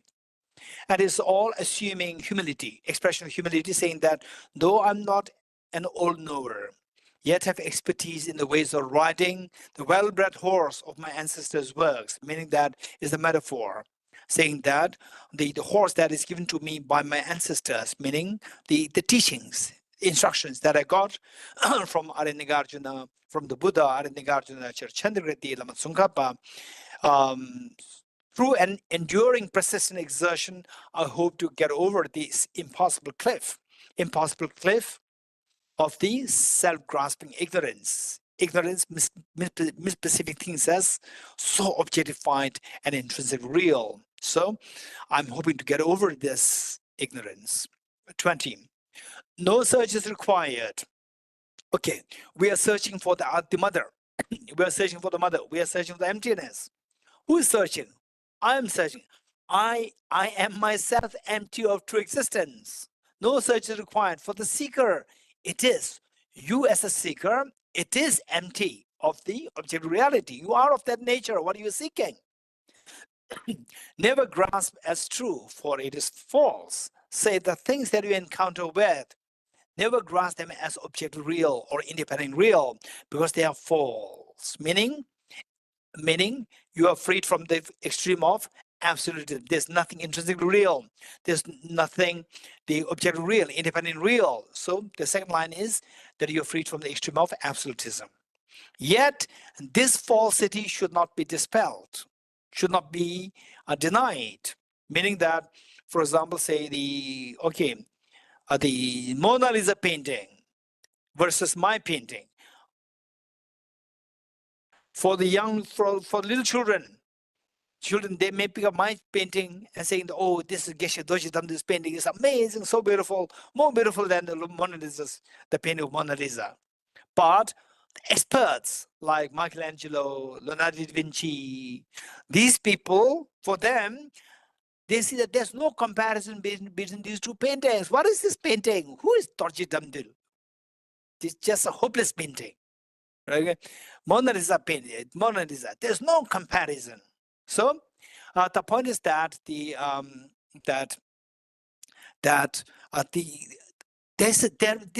is undeniable reality there. That one is a hopeless painting and one's amazingly meticulous painting. There's a stark contrast there. But even this contrast, if you look at it, even this Mona Lisa painting, it's just a bunch of atoms. None of the atoms is Mona Lisa painting. Atoms are same. So where is this painting? This painting is not there, but from the distance, from the conventional analysis, you see a painting there. Although this is not objectively real, but don't reject it completely, saying that this painting and imaginary painting, these two are same. These two are not same. One functions, one does not function. What functions is real. doesn't mean objectively real, but subjectively real. Yet this falsity is very precious. Don't dispel this. Don't deny this, for it is real. It actually functions. Well-deserved is the respite. If you understand this, so line number 2 rejects the extreme of absolutism. Line number 3 rejects the extreme of nihilism. If you reject 2 extremes, you follow the middle way. So following the middle way, you get the respite. Well-deserved is the respite, the freedom from the extreme of eternalism or absolutism and nihilism. 21. Though lacking the coveted experience meaning that the experience as intended, as again is humility, expression of the humility, saying that I don't have the experience of emptiness as desired, as the intended, of directly seeing the mother, seeing emptiness, but I feel as though I'm seeing right in front of me the kind parents lost for a long time. So this he acknowledged that he realized emptiness. 22. Great indeed is the kindness of Nagarjuna and his disciples like Bodhisattva Deva and Acharya Nagabodhi and Acharya the Buddhapalita, and then later on the Acharya Chandragiri and so forth. Great indeed is the kindness of Venerable Lobsang Lama Tsongkhapa. Great indeed is my Guru's kindness. In return, I revere the mother. So in order to repay the kindness of these teachers, I revere the mother. Revere the mother doesn't mean that I make prostration to the emptiness. It simply means that it's a metaphor. I revere the mother in ways of studying, reflecting, and meditating on emptiness as much as possible, so that my anger, all my negative emotions will be subsided, and by understanding dependent origination, all my virtues will grow, compassion, reverence, all this will grow for the benefit of other sentient beings. This is the meaning of I revere the mother. The next. By the joyous celebration of all noble deeds. So with this understanding of emptiness, this is something deserves to be celebrated. Joyous celebration of all the noble deeds through the meeting of the young child of awareness. So this can be interpreted in a very sophisticated way, that in the Dzogchen practice, there's what is known as the awareness, experience of the awareness, the mere awareness. So this awareness, the true nature of your mind in the form of this pure awareness. So this awareness, when you activate this awareness, and this awareness, when it meets with the objective clear light, this awareness, referring to the subjective clear light, meets with the objective clear light, which is emptiness, the mother, with this unproduced and inexpressible old mother. Meeting with this, then this is the ultimate joy. This is what deserves to be celebrated. May all mother sentient beings be led to this lasting joy of meeting between the child of the awareness, the subjective clear light, and the objective clear light, which is the mother, the emptiness. Meeting of these two will cleanse all the mental defilements, and the Buddha nature within us, each one of us, will be manifested fully to experience total the fearlessness and infinite happiness. 24. I, Rolbe Dorji, the author of this text, Changyur Rolbe Dorji, perform here at this joy, a dance of ecstatic joy to please the 3 jewels. So 3 jewels, Buddha, Dhamma, and Sangha. How to please the 3 jewels? It's not that 3 jewels are like the human being there.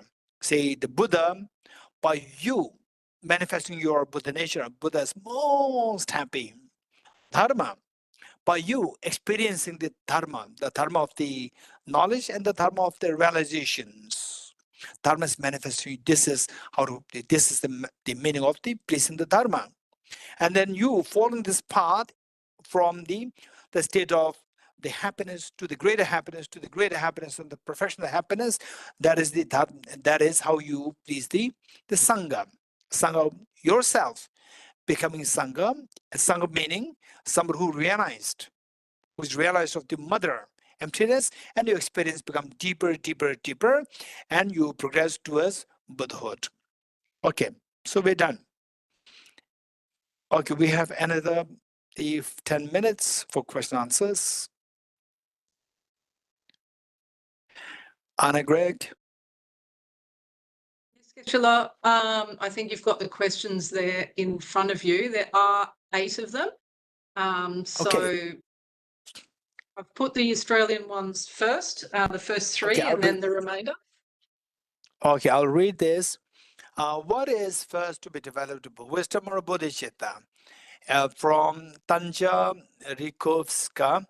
What is first to be developed? Wisdom or bodhicitta? If it depends on each individual's tendencies, how do I know what should be the priority for me? If they should both be developed in parallel, what are the signs that I'm of course with either of them? Okay, the safest thing to do is number one. I don't really even have to say safest. I would say the best thing to do is study both, reflect both, and meditate on both. For example, which of the 2 wings is more important? Which of the 2 wings? The wing of the wisdom, the wing of the bodhicitta, compassion. Which of the 2 wings of the bird is more important? Right or the left? Both are important. And if we can cultivate both, why do we have to wait? Just do one first, then go for the second. And they said this is going to be a big loss. And also that for us to do only one thing all the time, it can be very boring, and we can at one point, then you may feel what is that? The say compassion fatigue or emptiness fatigue can happen. Whereas there's a change is required for the ordinary people like us. Change is required. Both are required. You can do both. Why should you go for only one? But in terms of experience, you go for both. And for some people, emptiness can come first, followed by bodhicitta. For others, bodhicitta will, while you follow both, bodhicitta may be experienced first, followed by emptiness experience. So the point is that go for both, and then these 2 experiences will come. Say in both ways, it is like say at home you are preparing your food, but taking care of your house. At workplace you are taking care of your office. It's not that okay, first I will finish the home, right?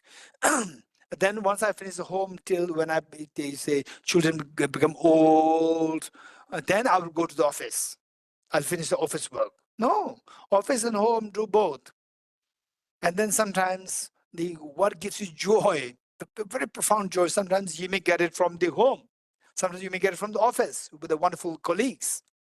So this is how we have to approach. The next question. Cynthia question.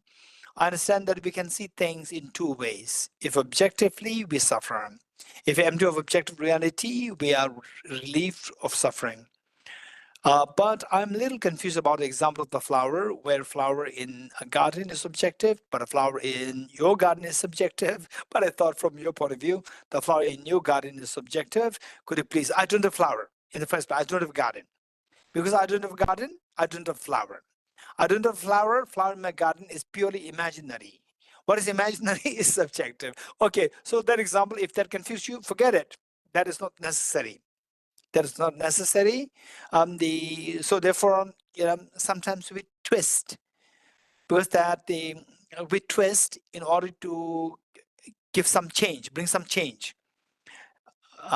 Whereas if this is something new I brought this time. But if a little confusing, no need. Just discard this, go with the traditional the examples and so forth. Okay, any more questions? Yeah, Geshe, I have one question. Okay, Kim Liu. No, this is Sanjay. Sorry, Geshe, I think I raised Okay, yes, Sanjay, please tell me. Sanjay. I forgot, what is a permanent phenomena? Say it again. Okay, permanent phenomena. Yeah. Okay. I'm sure that many of you have the same question. What is a permanent phenomenon? And Sanjay is speaking on your behalf. Thank you so much. What is permanent phenomena? Okay. And if you're already familiar with this concept, well and good. If not, but Sanjay, you're already familiar with this concept. But for others, if you're not, in a way, this is a great opening for us.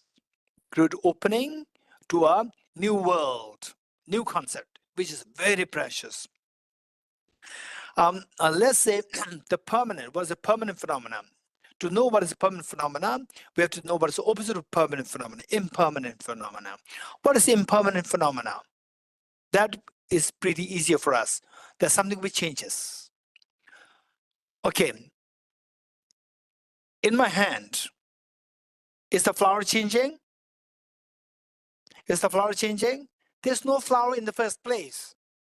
There's no flower, therefore the flower in my hand is not changing. You're getting it? So whereas impermanence means something which changes. So there's nothing there in my hand to undergo change. There's no flower there in my hand to undergo change. So what is impermanent? Impermanent is, technically speaking, a substance which undergo change. That is the impermanent phenomenon. Let me repeat it.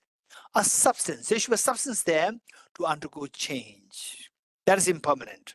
Now, what is the opposite of impermanence? Permanent. What is permanent? Permanent should be the opposite of impermanence. So, if the impermanence is defined as a substance which undergoes change, then the permanent should be a something which is not a substance and which does not undergo change. For example, say, in my hand, is there a flower? No flower. Is there absence of flower? Yes. So absence of flower, it does not have a substance. It's true that absence of flower is there. Absence of flower, it does not have a substance to say I am the absence of flower. So this flower says that I am the flower. Likewise, so there's a substance there to say that I am the flower. Whereas the absence of flower does not have a substance to say that I am the absence of flower. There's no substance. Because it does not have a substance, there's nothing which is undergoing change. So absence of change. The absence of flower is a reality. It exists. It is true. There's no flower in my hand. My hand is absent of flower. So the absence of flower, yet it does not have a substance to undergo change. Because it does not undergo change, it is not impermanent. If it exists and not impermanent, it should be permanent. Okay, this is a very quick answer. And those of us who are new to this, okay, it makes sense, but I couldn't follow completely. So this is a trailer. So you have to study Nalanda Master's course and Nalanda Diploma course if you are interested in this topic. This topic is really very stimulating, philosophically very stimulating. Your cognitively is very stimulating and very helpful, very beneficial. Okay, next question. Kim Louis, I think. Yes. Okay, screen sharing.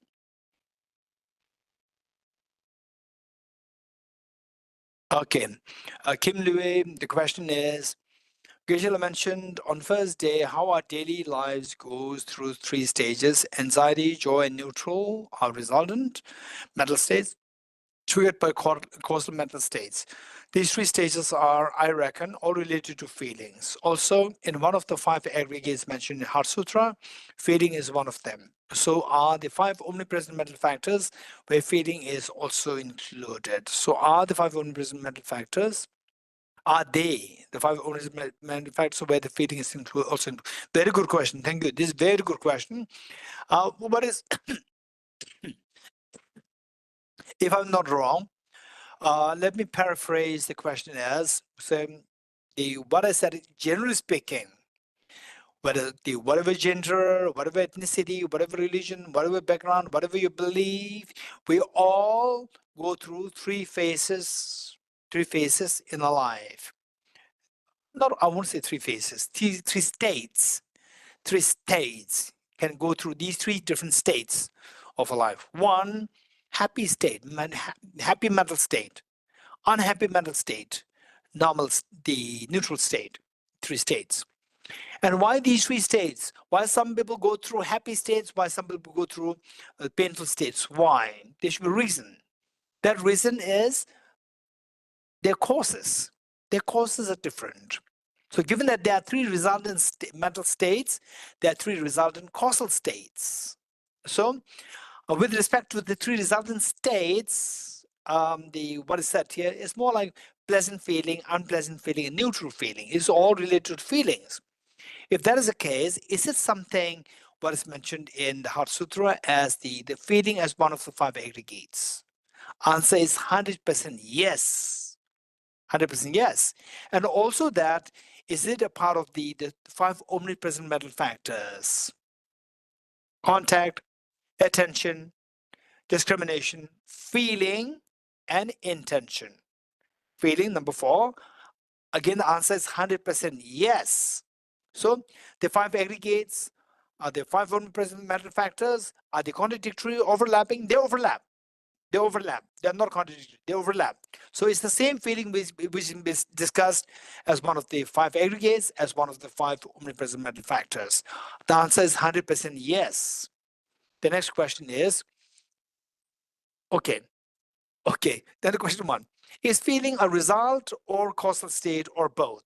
It can be both. Because where there's a mind, when you are experiencing calmness, somebody's there, it's a very kind, gentle, very helpful, you feel the ease, it's a very pleasant feeling. That's a resultant state. And then when you're angry, oh, I will teach you a lesson. When you're angry, you accumulate negative karma, and alongside there's a feeling there, unpleasant feelings there. That's a causal state.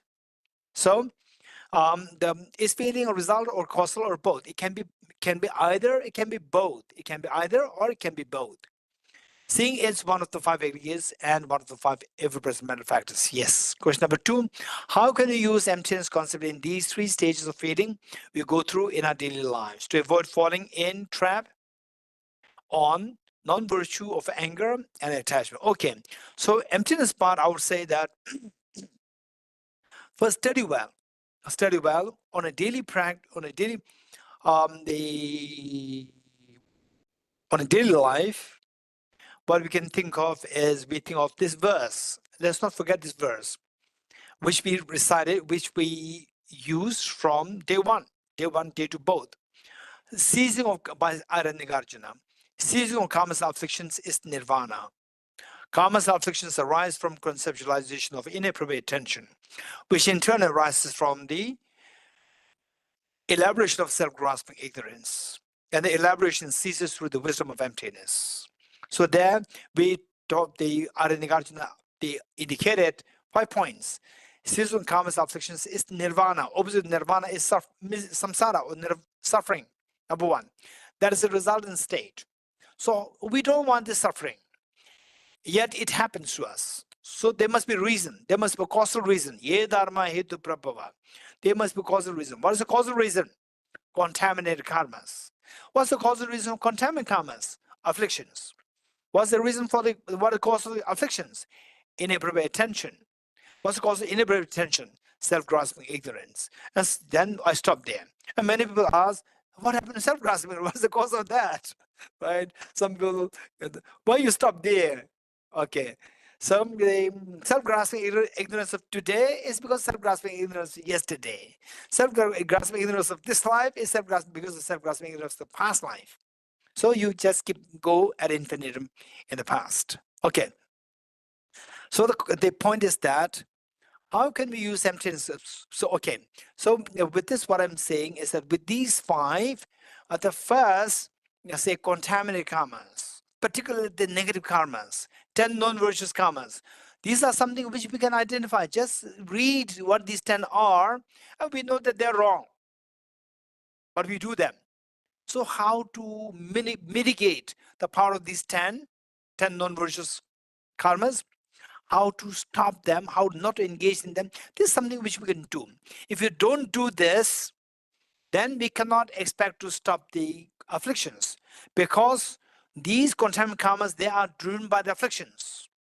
And if you don't put an end to the contaminated karmas, then in a way you are encouraging the afflictions to fester.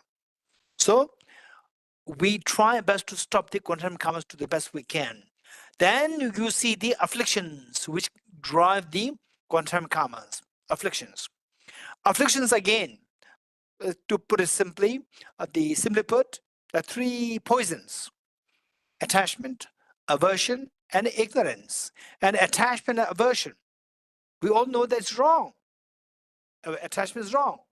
How attachment creates so much a problem in the world, in the individuals, domestic problems, then the global problems, national problems. Majority of them are because of attachment. And then the aversion is so destructive. We know that. So, okay, if I don't want miseries, I have to stop the kamas, afflictions. How to stop the afflictions? Then we go deeper: inappropriate attention, exaggerating the qualities of the object. It's so good, it's so bad. What you see is so good, and then attachment tends to arise. Think of the relativity. It is good, but it's not as good as the better one. So then you see that the tendency for attachment subsides. And so bad, then anger arises. It's so bad. Oh, it's bad, but it's way better than the worst one. See things in relative terms. This will help us to tackle our inappropriate attention and the afflictions. And then finally, when all these things happen, then emptiness, wisdom emptiness will work. If we don't put effort to mitigate the power of the earlier three, the causal factors of miseries, then the emptiness will never work. Okay, the next. Because how can we use emptiness concept in these three stages of feeling we go through in our daily lives to avoid falling in trap of non-virtue, of anger and attachment? Okay, so another thing is that I know that the Kim Lui is very serious in the Dharma practice.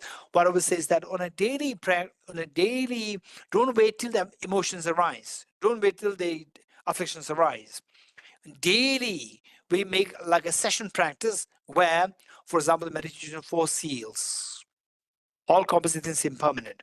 All contaminant things are suffering nature. Everything is the nature, emptiness, self-existence. Third one, emptiness. Make it like the routine to practice the wisdom emptiness on a daily basis, like 5 minutes, 10 minutes, or sometimes some people say that for me to meditate emptiness, in 2 minutes everything is finished. I don't have nothing more to meditate. If that is the case, then 2 minutes, again short break, again 2 minutes, then evenings again 2 minutes, short break, 2 minutes. So make it a habit. Make it like a habit for you to practice on a daily basis. And then when you actually, let's say, engage in your daily activities, for example, taking a shower, brushing teeth, looking at the mirror, you see what you look like. Oh, this is my face, but actually it's a bunch of atoms. You think of that, and where is this face, which I saw as I, to which I adhere so strong as I. And sometimes, oh, it's actually missing, it's not really there. Then the fear can arise, because that we feel so attached to our identity, I, with this particular face. So when you see that it is objectively not there, a fear can arise. And then keep practicing this, practice it, then gradually this fear will be replaced by deep, profound ease and profound tranquility. That's amazing. Okay, this is how we can practice. But make it a point that when you drive, don't practice the wisdom of emptiness. Don't think of emptiness when you drive. One time, there was one lady who told me that, Geshe, your meditation emptiness is extremely beautiful. It's so good. When I'm driving, I think about the previous car, the car in front of me, and this car is made of just parts, atoms. I said that you're crazy. Don't do that. You're going to kill the other person. You're going to kill yourself. You're going to kill the other person. Don't meditate emptiness when you drive. When you're a passenger in the car, when you are not the driver, it's fine. You can meditate emptiness. When you're a driver, don't meditate emptiness. You are crazy. Okay. So, Kim Lui, this is my warning to you. Welcome. Next, who's the question?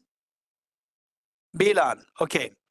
Before path of seeing, is it possible for someone to have direct non-conceptual glimpse of emptiness of one's mind? Maybe the practitioners who practice Dzogchen. So this is not possible. There's no exception to anybody. There's no exception to anybody. So some people say that, okay, so the samsara is because of self-grasping ignorance. We say yes, but this is according to Buddhism. I'm not a Buddhist. You're getting it? I'm not Buddhist. So for me, this doesn't apply. This applies to the Buddhists. For you, you have the self-grasping ignorance, samsara happens. For us, don't call it samsara, we call it existence. It's because of the God. So for us, when we die, we go to the God, and you go to wherever, hell or wherever, according to your belief, self-grasping ignorance, right? Self-grasping ignorance applies to us, not to you. No, applies to you. We are Buddhists. We are not Buddhists, right? So it doesn't matter whether I believe in cyanide or I don't believe in cyanide, right? Chemistry, I don't believe in chemistry, but if I take cyanide, I'll die. Whether you're a believer of chemistry or not chemistry, it doesn't matter. The reality is that, so anybody, say, even if you practice Dzogchen, you practice the Mahamudra, you practice the union of the clarity and emptiness, you practice the innate clear of mind, whatever you practice, if you are such that within a split of a second, don't wait for 3 countless eons, within a split of a second, you realize emptiness directly. At that point, you reach the path of seeing. It doesn't mean that path of seeing you have to wait for so many long times. No. The moment anybody, male, female, no difference, or religion, no difference. Anybody who realizes emptiness, whatever duration it takes, half a second, 10 years, 10 lifetimes, 10 eons, anytime you realize emptiness directly, at that point, you reach the path of seeing. It doesn't matter whether it's Dzogchen practice, Mahamudra, any practice is fine. The thing is that you have to get it. You have to get it. If you don't get it, there's a problem. Next, who is the Ramanal? Pavani Prakash, okay. Does self-cherishing attitude at the subtle level mean that one experiences a boundary that I am somehow contained within my body and mind, and that I have a vantage point of seeing to be the center of the universe, or that the entire world radiates around radiates or revolves around me? Is this reflected in the experience of I as the subject and the rest of the world as the object? Is this the meaning of self-cherishing attitude, being the attitude of I am more important than others? Okay, self-cherishing, there are 2 kinds, gross and subtle. The gross one is, to make it very simple, the gross one is attitude of the sense of self, which thinks that I am more important than you. I am more important than you. This is a grossly mistaken mind. This is a grossly distorted mind, because you are not more important than others. We're all equal. This is reality. So therefore, this is a very gross self-centered attitude. And this gross self-centered attitude, ordinary people like us, we have, but the Shravakas and Pratik Buddhas, they don't have. Shravakas and Pratik Buddhas, they don't have. But they still have this self-grasping ignorance. Sorry, self-centered attitude.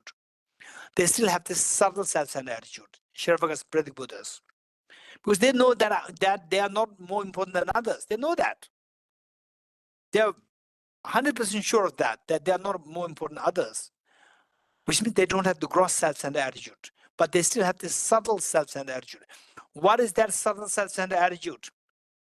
Subtle self-centered attitude, let me give an example.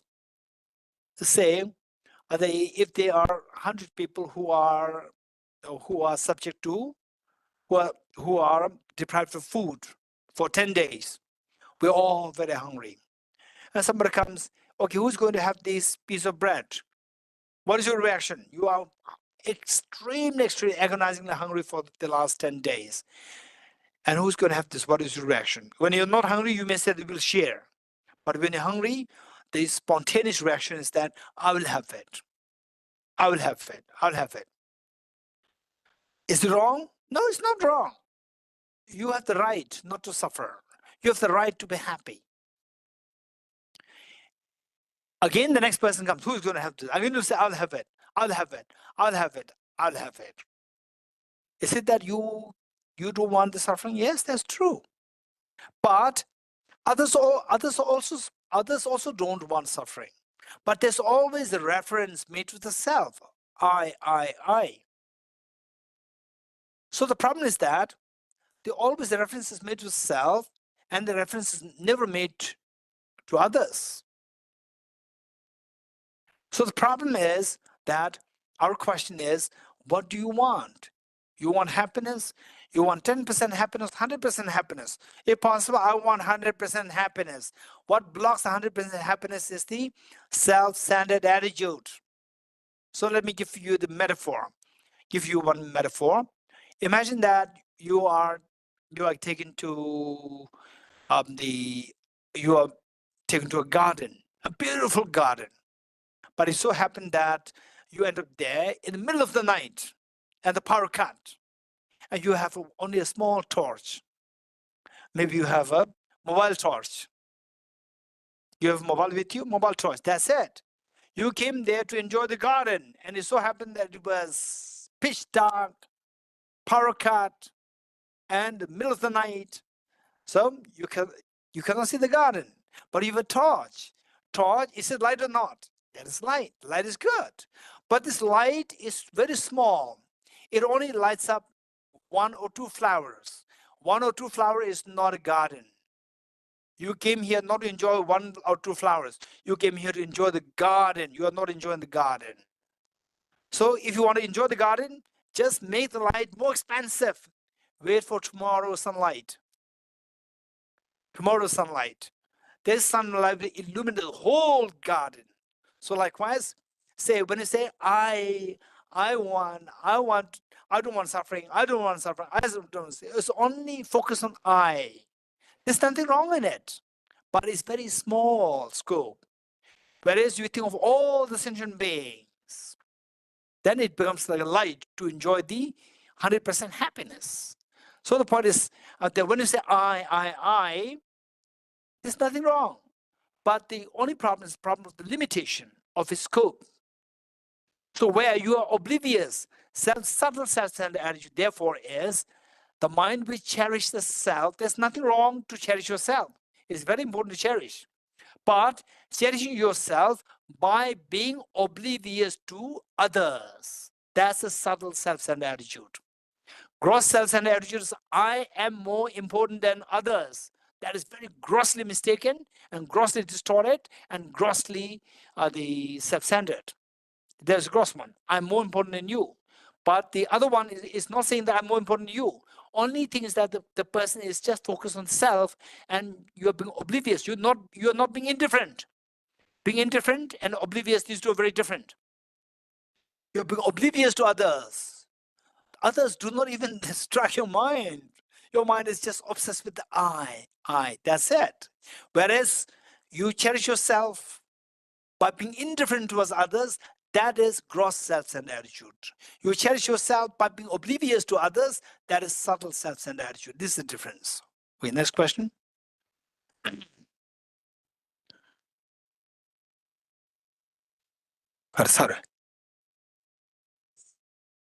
Okay. Perry Omjod, next question. Please, could you clarify the relationship between dependent origination, emptiness, lack of objective existence, and a subject object duality described in verse 3 and 4? Is realism non-duality similar to realism emptiness of independent existence? Okay, so please could you clarify the relationship between dependent origination, emptiness? This I've already explained so detailed. How emptiness equals dependent origination, how dependent origin equals the middle way, therefore emptiness equals middle way, and how 5 points, 2 points, I already explained in great detail. You must have missed this second class. Then if you still are interested, a recording is available, please listen to the second recording. The second part of the question is, no, not finished. Is realism non-duality similar to realism emptiness of independent existence? Okay. realizing non-duality. Realizing non-duality and emptiness of independence. These two are not same. These two are not same. Same. When you see emptiness directly, then you have the non-dual experience of emptiness. See emptiness directly. When you see emptiness, you may not see emptiness directly. When you are in the part of seeing, then at that point you see emptiness directly. Before that, you see emptiness not directly. Conceptually, you experience emptiness. So there's a duality there. The next question. Jose Miguel Infante. We have heard that things lack objective reality and that they only exist subjectively. This means that they only exist in our minds like dreams. If this is the case, how can they produce effects in the outside? Okay, so I would say that these questions are very good. The only thing is that I can see it is like studying quantum physics, and the 1 lecture, 2 lecture, 3 lectures will be more like a trailer. And I can see that you have a very inquisitive mind. So for this, you have to study this more in detail. And we have the Nalanda Diploma course, batch 5, to be commenced in the month of October, and the enrollment is already opened. So feel free to join the course. And it's not necessary that you have to join the Tibet House courses. There are many other courses offered all over the world, but Tibet House thing is open now. It's the right time.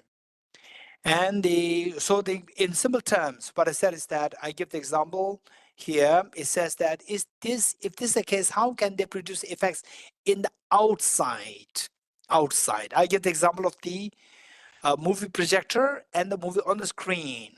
The screen is outside the projector. So the movie is on the screen, but it's not from the screen. Screen is the metaphor for the objective. Screen, the movie is not from the screen. It's not objective, not from the screen, but it's on the screen. It's from the projector, but the projector and the screen, there is a space gap. So screen is outside the projector. So movie is outside the projector, but it's not from the outside. It is from the projector. So these nuances, it's not that you cannot understand it. You can understand it, but it requires more systematic studies. I would highly encourage you to do more systematic studies. From the question that you brought up, I can see that you are very inquisitive in nature, which is very precious. Okay, and then it says, let's say an apple tree. How can it produce an apple fruit that someone else may pick by himself and eat it if it's only in my mind? Okay, so this connotes with the emptiness, as I said earlier. Say you are watching the movie on the screen, not on the projector, but the movie is coming from the projector. From your point of view, if it's coming from the projector, then you should when you watch the movie, you should watch the projector. But you don't do that. Try to correlate the projector in the movie screen project example with the apple and somebody else eating that, which you are the same mental creation. So this says when you say it's only my mind, it is you are thinking of the imaginary apple. Imaginary apple and the subjective apple, these two are different.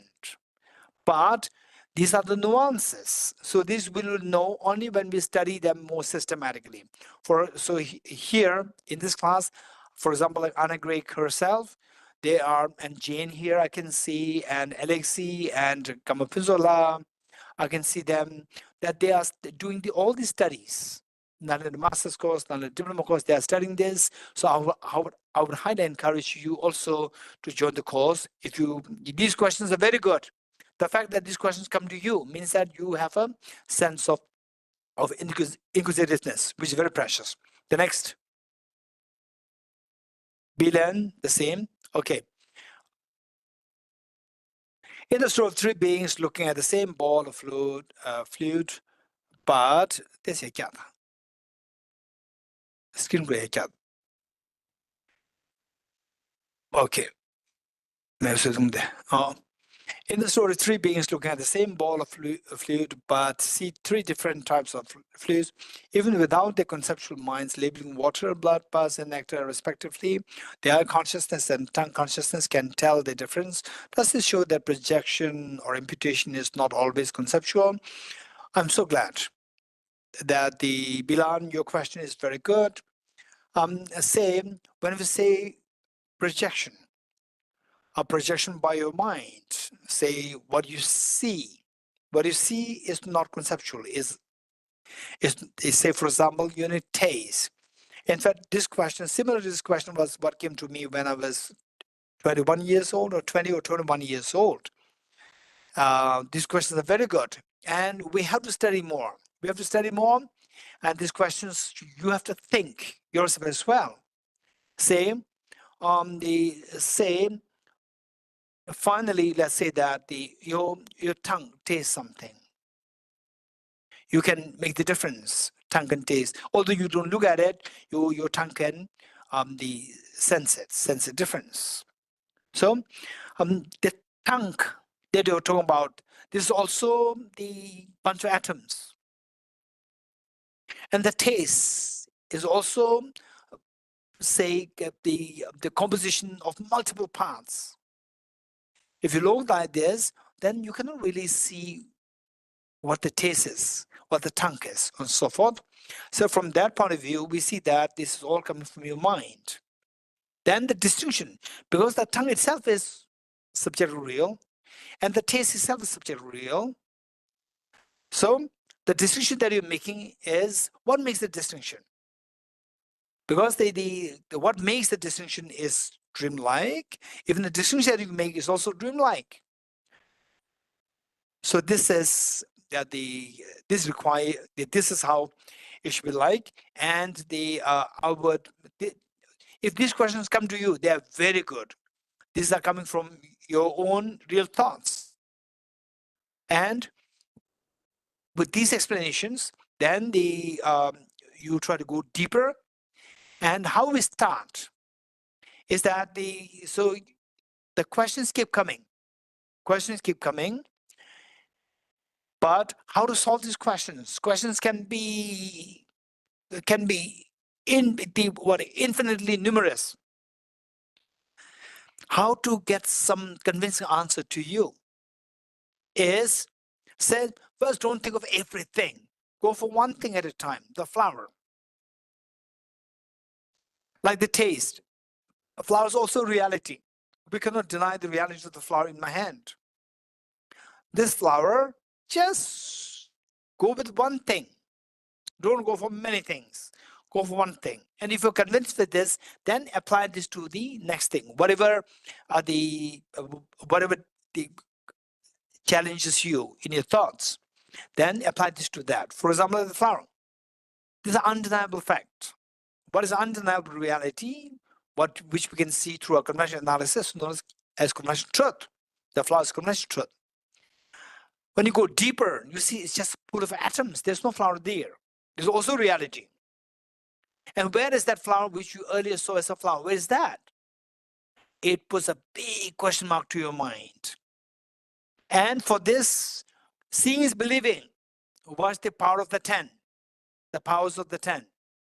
I suggested last time, the powers of 10, watch it. So then you will see something there. This will give you an impact. This will leave an impact in the mind. Whereas if you keep it purely theoretical all the time, without something seeing, which correlates to the reality, then it can be a very dry exercise, and the questions will never stop. You study for 20 years, 30 years, 40 years, still questions will never stop because you are never getting some experience. Seeing is believing. That will help us to get some experience. So the powers of 10, although it is not designed for us to understand emptiness, but we can use that. It's very helpful. So with this, you see that it's a flower. When you see that it's just full of atoms, no flower there, some feeling transformation will take place within our mind. Either a tinge of fear or a profound tranquility will come to you. Some change will happen within the core of your being. You'll feel that. Then from there, wow, that's amazing. Where is that flower which I earlier saw as so objective there? It's not there. When that comes, that's your realization. Then you apply this to the tongue. You apply this to the taste. The difference in the taste, this is undeniable. The tongue experiencing the different taste, although you're not looking at it, is undeniable. This is what I'm saying. This is not objectively real. Undeniability is the functionality of the world. This is the conventional truth. And then when you explore deeper, if the mirage is water, why not? Those close by the mirage see water. Apply this and just get hold of one thing with one object. So try to see the emptiness, how what I'm seeing is not there, is empty. Once you get a glimpse of this, then if you're 100% sure of this, then whatever questions come to you pertaining to, oh, look at this, look at that, this taste, and that person, and then and so forth, you apply it there. This will then help you to gradually resolve all the questions which can otherwise keep coming endlessly. Okay, thank you. Okay, so with this, we finished the questions, we finished the teaching.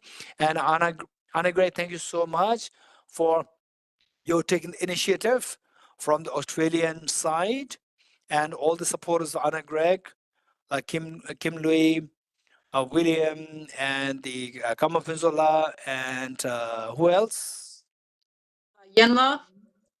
Oh, Yenla, yes. Yes. Yes, Yen.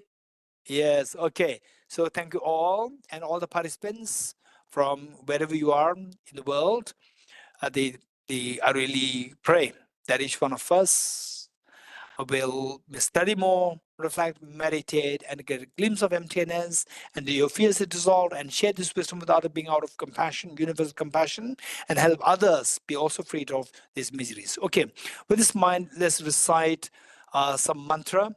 Geshe, can we do a thank you for you as well too? Do we have time to give? We'd like to do a thank you for you as well before we dedicate. Okay, Anna. Yes. Yes. Thank you very much, Geshe. I'm going to hand over to Yenla first. She wants to say a few words, and then she'll hand back to me. We wanted to also just talk about a few next steps for the Australian Sangha, and I think Kamala's going to say a few words about NDC 5 and your upcoming program there too. Is that okay, Geshe? Yes. Perfect. Okay, I'll hand over to Yenla first. Thank you. Thank you so much, Anna, for giving me the opportunity, the honor to say thank you to Geshe. So on behalf of all the Nalanda Bodhicitta Group, Australia and New Zealand, we would like to thank Geshe for your amazing teaching on the precious text recognizing the mother, and hope we will have more opportunity to have received more teachings from Geshe very soon, so that we all soon be able to see our lost mother in front of us. And thank you, Tibet House staff, especially Kun Kapla, Kungala, and Kamala for helping to organize the event and providing the technical support. Of course, thank you, Anala, for taking the initiative and inviting Geshe to give teaching to the Australian and New Zealand Sangha for the very first time, and rejoice in your joyous effort, Anna. And thank you very much for everyone for your active participation and the good questions.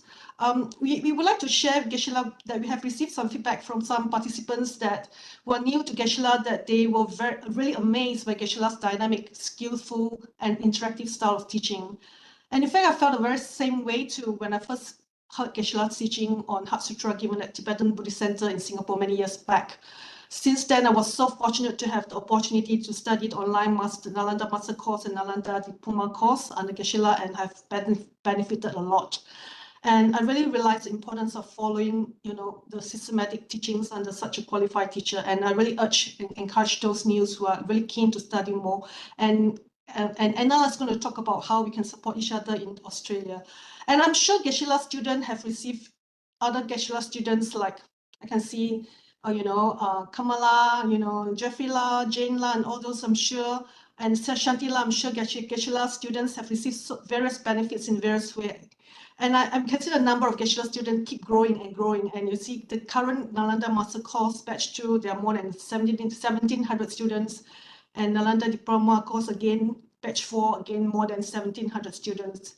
So Thank you so much, Geshe-la, for your incredible compassion, wisdom, and kindness, sharing your precious Dharma knowledge with us. And Venerable Geshe-la, please live long, and please continue to teach and guide us until samsara ends. Thank you, Geshe-la. Thank you so much, Yanla. That was so beautiful. Just to add to that, I just wanted to also thank Geshe-la with his incredible ability to say yes.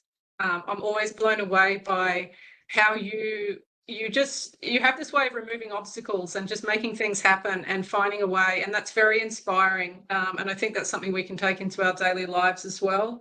I think personally, your encouragement and prompting to encouragement to stretch and grow has helped me a lot in my life, and I'm sure with all of your students as well. And hopefully that, we can continue to study and practice well and repay your kindness through actually realizing the teachings that you teach us. So I will just change to a few practical things now.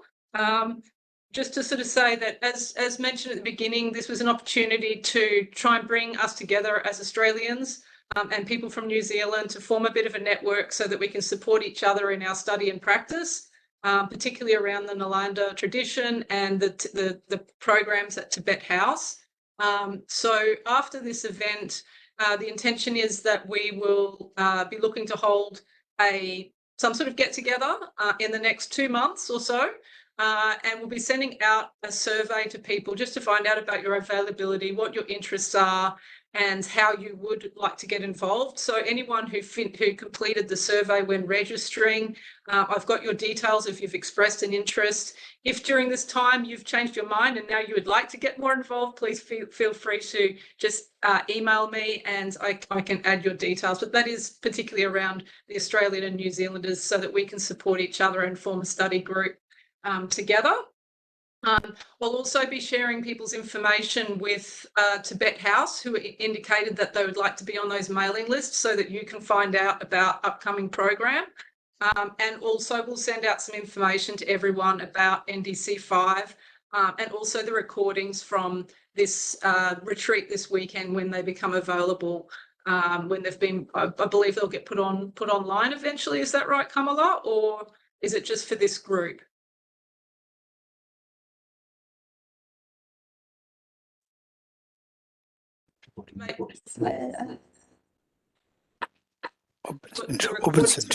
Yeah, we will send you the recording. Great. Okay, so we'll share it with the people from this group, further information about these recordings so that you can watch them again in your leisure and do further study. So I think that's probably all about the practical parts. So I think I'll hand over to Kamala now just to tell us a little bit about NDC 5 and the upcoming program as well. Is that okay?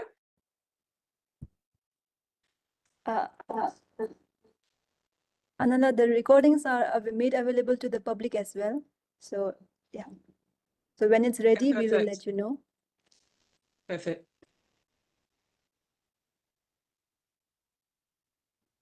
Are you happy to tell us a little bit about when the start dates and everything are for NDC 5 and what people might be able to expect, or Geshe-la? I don't know. Yeah. Thank you, Anala. Thank you all for joining today's session. And I hope we all learned something from the last 3 days. So before we end, I would like to make quick 2 announcements. The first is Tibet House will open the registration for the Nalanda Diploma course 5th batch from tomorrow morning, 10 a.m. Indian Standard Time, IST. So those of you who are interested can join this course. This course is designed for the beginners as well as for those who are interested in understanding the deeper level.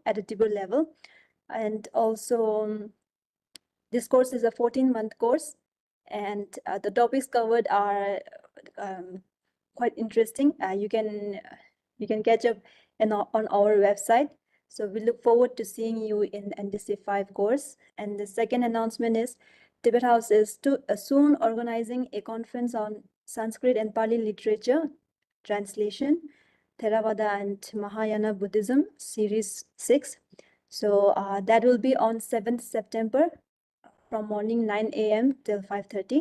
This conference will be live streamed as well. So those of you who are in Delhi, you are welcome to join us. The venue is at Gulmohar Hall, Indian Habitat Center, New Delhi. And those of you who are not in Delhi can watch this session through the live stream. Thank you, everyone. And now over to Venerable Geshe-la.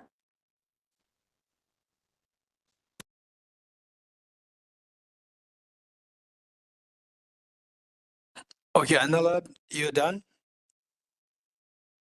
Yes, thank you, Geshe-la. Okay, so we will do the quick mantra recitation of Medicine Buddha. The verse of praise to Medicine Buddha. Tuje gunlo nyamze jumdende senzam de bengen dunga se tusune se sanje mengela benure yola chase lo. So this is primarily for His Holiness's the healing of his knee, post-knee surgery, and for the well-being of all the beings. Tia Tawom Begaze Ma Begaze Ranza Samungade Soha Tia Tawom Begaze Ma Begaze Ranza Samungade Tia Tawom Begaze Ma Begaze Ranza Samungade Soha Tia Tawom Begaze Ma Begaze Ranza Samungade Soha Om Begaze, Ma Begaze, Ranza Samungade Soha, Tia Tao, Om Begaze, Ma Begaze, Ranza Samungade Soha, Tia Tao, Om Begaze, Ma Begaze, Ranza Samungade Soha, Tia Tao, Om Begaze, Ma Begaze, Ranza Samungade Soha, Tia Tao, Om Begaze, Ma Begaze, Ranza Samungade Soha, Tia Tao, Om Begaze, Ma Begaze, Ranza Samunga de So, Tiata, Om Begaze, Ma Begaze, Ranza Samunga de So, Tiata, Om Begaze, Ma Begaze, Ranza Samunga de So, Tiat, Om Begaze, Ma Begaze, Ranza Samunga de So, Tiata, Om Begaze, Ma Begaze, Ranza Samunga de So, Tiata, Om Begaze, Ma Begaze, Ranza Samunga de So, Tiata, Om Begaze, Ma Begaze, Ranza Samunga de So, Tiata, Om Begaze, Ma Begaze, Ranza Samunga de So, Tiata, Om Begaze, Ma Begaze, Ranza Samunga de So, Tiata, Om Begaze, Ma Begaze, Ranza Samunga de So, Kole de Dare Ma Dudare, Jigu Dure Nawana Mejo Tumeyum La Chase Lo. Om Dare Dure Soha, Om Dare Dure Soha, Om Dare Dure Soha, Om Dare Dure Soha, Om Dare Dure Soha, Om Dare Dure Soha, Om Dare Dure Soha, Om Dare Dure Om Dare Dure Soha, Om Dare Dure Soha, Om Dare Dure Soha, Om Dare Dure Soha, Om Dare Dure Soha, Om Dare Dure Soha, Om Dare Dure Om Dare Dure Soha, Om Dare Dure Soha, Om Dare Dure Om Dare Dure Soha, Om Dare Dure Soha, Om Dare Dure Om Dare Dure Soha. Before we read the intercession prayer, we will direct the merits as thus, that the merit that we accumulated the last 3 days, let's pray that they be dedicated for the long life of His Holiness the Dalai Lama, and that his wishes be fulfilled spontaneously. And also let us pray that all the enlightened beings, all the great masters, they have good health, and that they live long for the Dharma, and that the Dharma that you find in its most refined form being studied, reflected, meditated in the different traditions of Theravada, Chinese Buddhism, Tibetan Buddhism, any form of Buddhism which are authentic, may they thrive in the various institutions, in the various monasteries. And let us pray that all those people who are taking the charge of disseminating these teachings in the form of, say, serving in the centers. May they all have good health, and may there be harmony in the various centers, Buddhist centers, whatever tradition that is. And let me also personally dedicate the minutes that's gathered, that each one of you, through your concerted effort in the study, reflection, meditation on the Bodhicitta, the most beautiful mind of Bodhicitta, and the most fearless mind of the wisdom of emptiness, that you soon see the dawn of the experience of these two Bodhicittas and become the beacon of wisdom and hope to lead all dear sentient beings towards the true state of fearlessness and infinite happiness. May the teaching of the Buddha on the Bodhicitta wisdom and emptiness thrive in every nook and corner of the universe forever, eternity. So with this in mind, let's have the screen sharing. And I request the Kamala Puzula to do the end reading. In the land encircled by snow mountains, you are the source of all happiness and good. All-powerful Chenrezig Tenzin Gyatso. Please, Manjushri and Samanda Bhadra too, realize those merits in the best way, that I may follow their perfect example. I dedicate all these roots of virtue with a dedication praised as the best by all the Buddhas who appeared in the 3 times, so that I might perform the noble Bodhisattva's deeds. May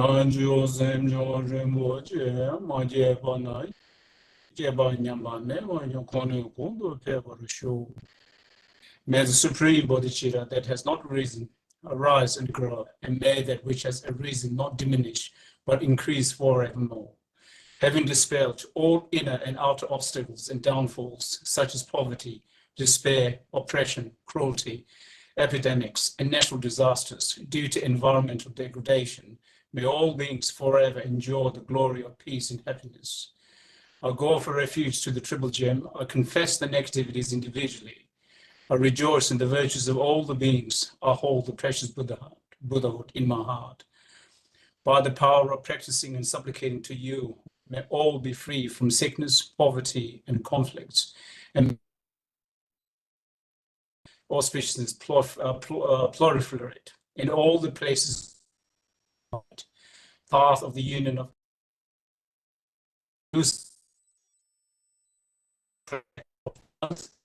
Dharma and the being of the land. You are the Lord's soul. We you that your wishes are fulfilled spontaneously. May the operations of evil thoughts and deeds of the negative forces of humans and non-humans who harbor malice through perverted prayers against the teachings of the Buddhas be totally vanquished through the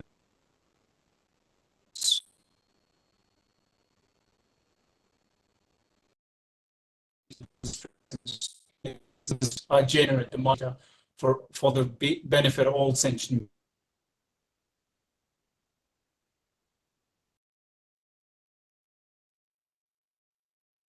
Om Gate Gate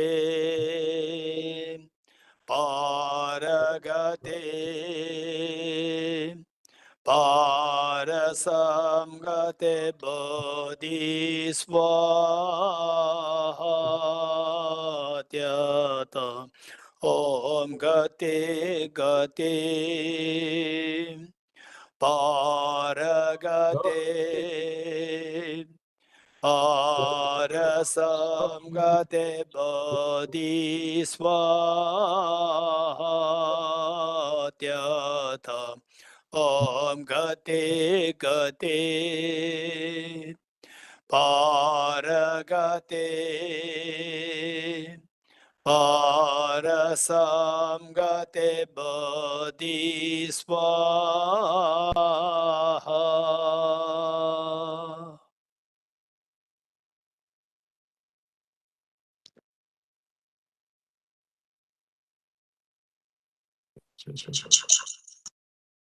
Hello everyone. We will now make 3 prostrations along with Venerable Geshe. So those of you who would like to can join us. Thank you all, and have a meritorious day.